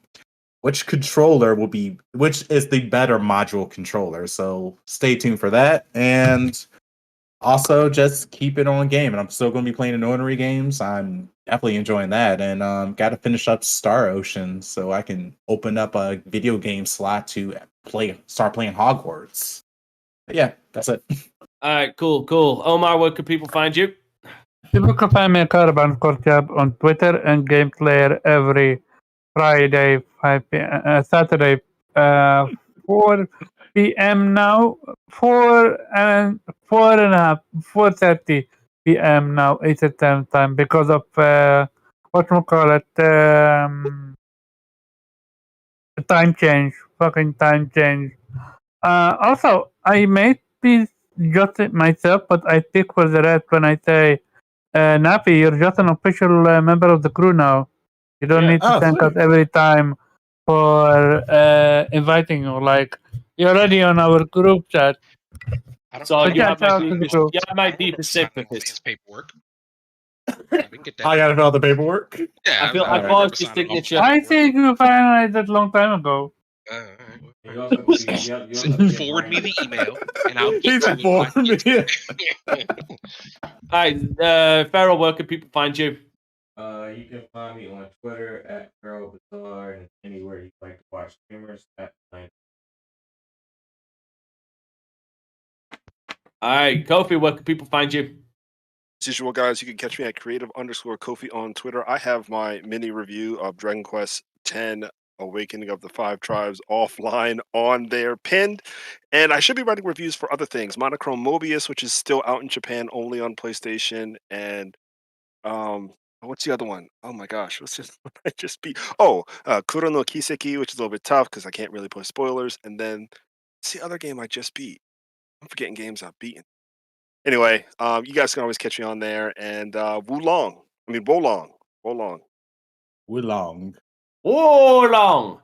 Not to be confused with Johnson. Not to be confused with Sun Wukong, which motherfuckers was actually out here doing. So, yeah. Wolong Johnson. Wolong Johnson. Sorry. Oh my god. There we go. That got that. I was wondering who was going to get that first. Jubei, seeing as you've calmed yourself down, where can people find you? Yeah, you can find me at Jubei X Sensei on gaming platforms, Jubei Sensei everywhere else. I'm about to hop on this Guilty Gear Strive that I've been playing for several years on PlayStation. I'm about to get in these Xbox asses for thinking that they can come into this game and have no experience if they didn't already own it on PlayStation. So I look forward to making people quit tonight. Just pack the game up, refund it, return it. Come to Game Pass. It's in Game Pass now. Like I said, I'm about to hop on here, and I'm about to cause tears. Let's check this real quick. Tears. All right, and you can find me at Dante Crisis on Instagram and Twitter, the Dante Crisis on Facebook. You can find me at Dante Crisis on, I already said YouTube and Twitch. Currently doing a Let's Play of South Park, The Fractured Butthole, and Dead Space remake, which is fucking stellar. Go buy it. And in the future, gonna have a playthrough of the best Call of Duty ever made, Black Ops 2, coming out as well. So, yep. Zero, where can people find you? But more importantly, where can people find us? Well, as always, guys, it's an absolute blast to be here. You can find me, of course, at 0x386 pretty much everywhere. Primarily in these Destiny streets. Lightfall has dropped. And it's trash. It's trash. It's bad. Yeah. It's got some work to do. It's got that Sony stink on it, bro. I see a theory going around that all of the stuff that was in Lightfall was really supposed to be in Witch Queen, and like they just sort of could not figure out what to give people between then. It's a whole big thing. I'll talk about it next time. But besides me, please of course go support everyone here on the panel. Vitamin G podcast, you can find us pretty much anywhere your favorite podcasts are: Apple, YouTube, Google, Spotify. We're all there. Please check us out. Give us a like, comment, subscribe. Tell us what you like. Tell us what you don't like. Tell us who's your favorite member of the panel and why is it me? Why is it always me? Probably then Kofi, because people really do like Kofi. And the rest of you guys fall in there. Nappy, you don't count yet because you're still on probationary period. You got 90 days. Your benefits don't kick in yet. So like we'll get that up there. Like I'll Is have there a return fee guarantee Uh, if it doesn't work out? no, Dang. that's really not our problem. But I will have Susan email you in the morning for your onboarding package, and then we can go through that from that perspective. So then we'll follow up then. But you know, as always, guys, we appreciate you for listening. As I always say, you literally could be doing anything else, but you decided to listen to us, so we definitely appreciate that. Thank you. We'll talk to you soon. All right, All right. yes, ladies and gentlemen, remember to keep it gaming. Okay, we out of here. Peace. Peace. Later. Wait, are I you fucking serious? There's an hurt onboard myself. package? No. There's actually an No. onboard package? Looking in, and I wanna be back on the inside. I don't wanna be left on the outside, all alone. Vitamin J, got what you need. Vitamin J, got what you All need. alone.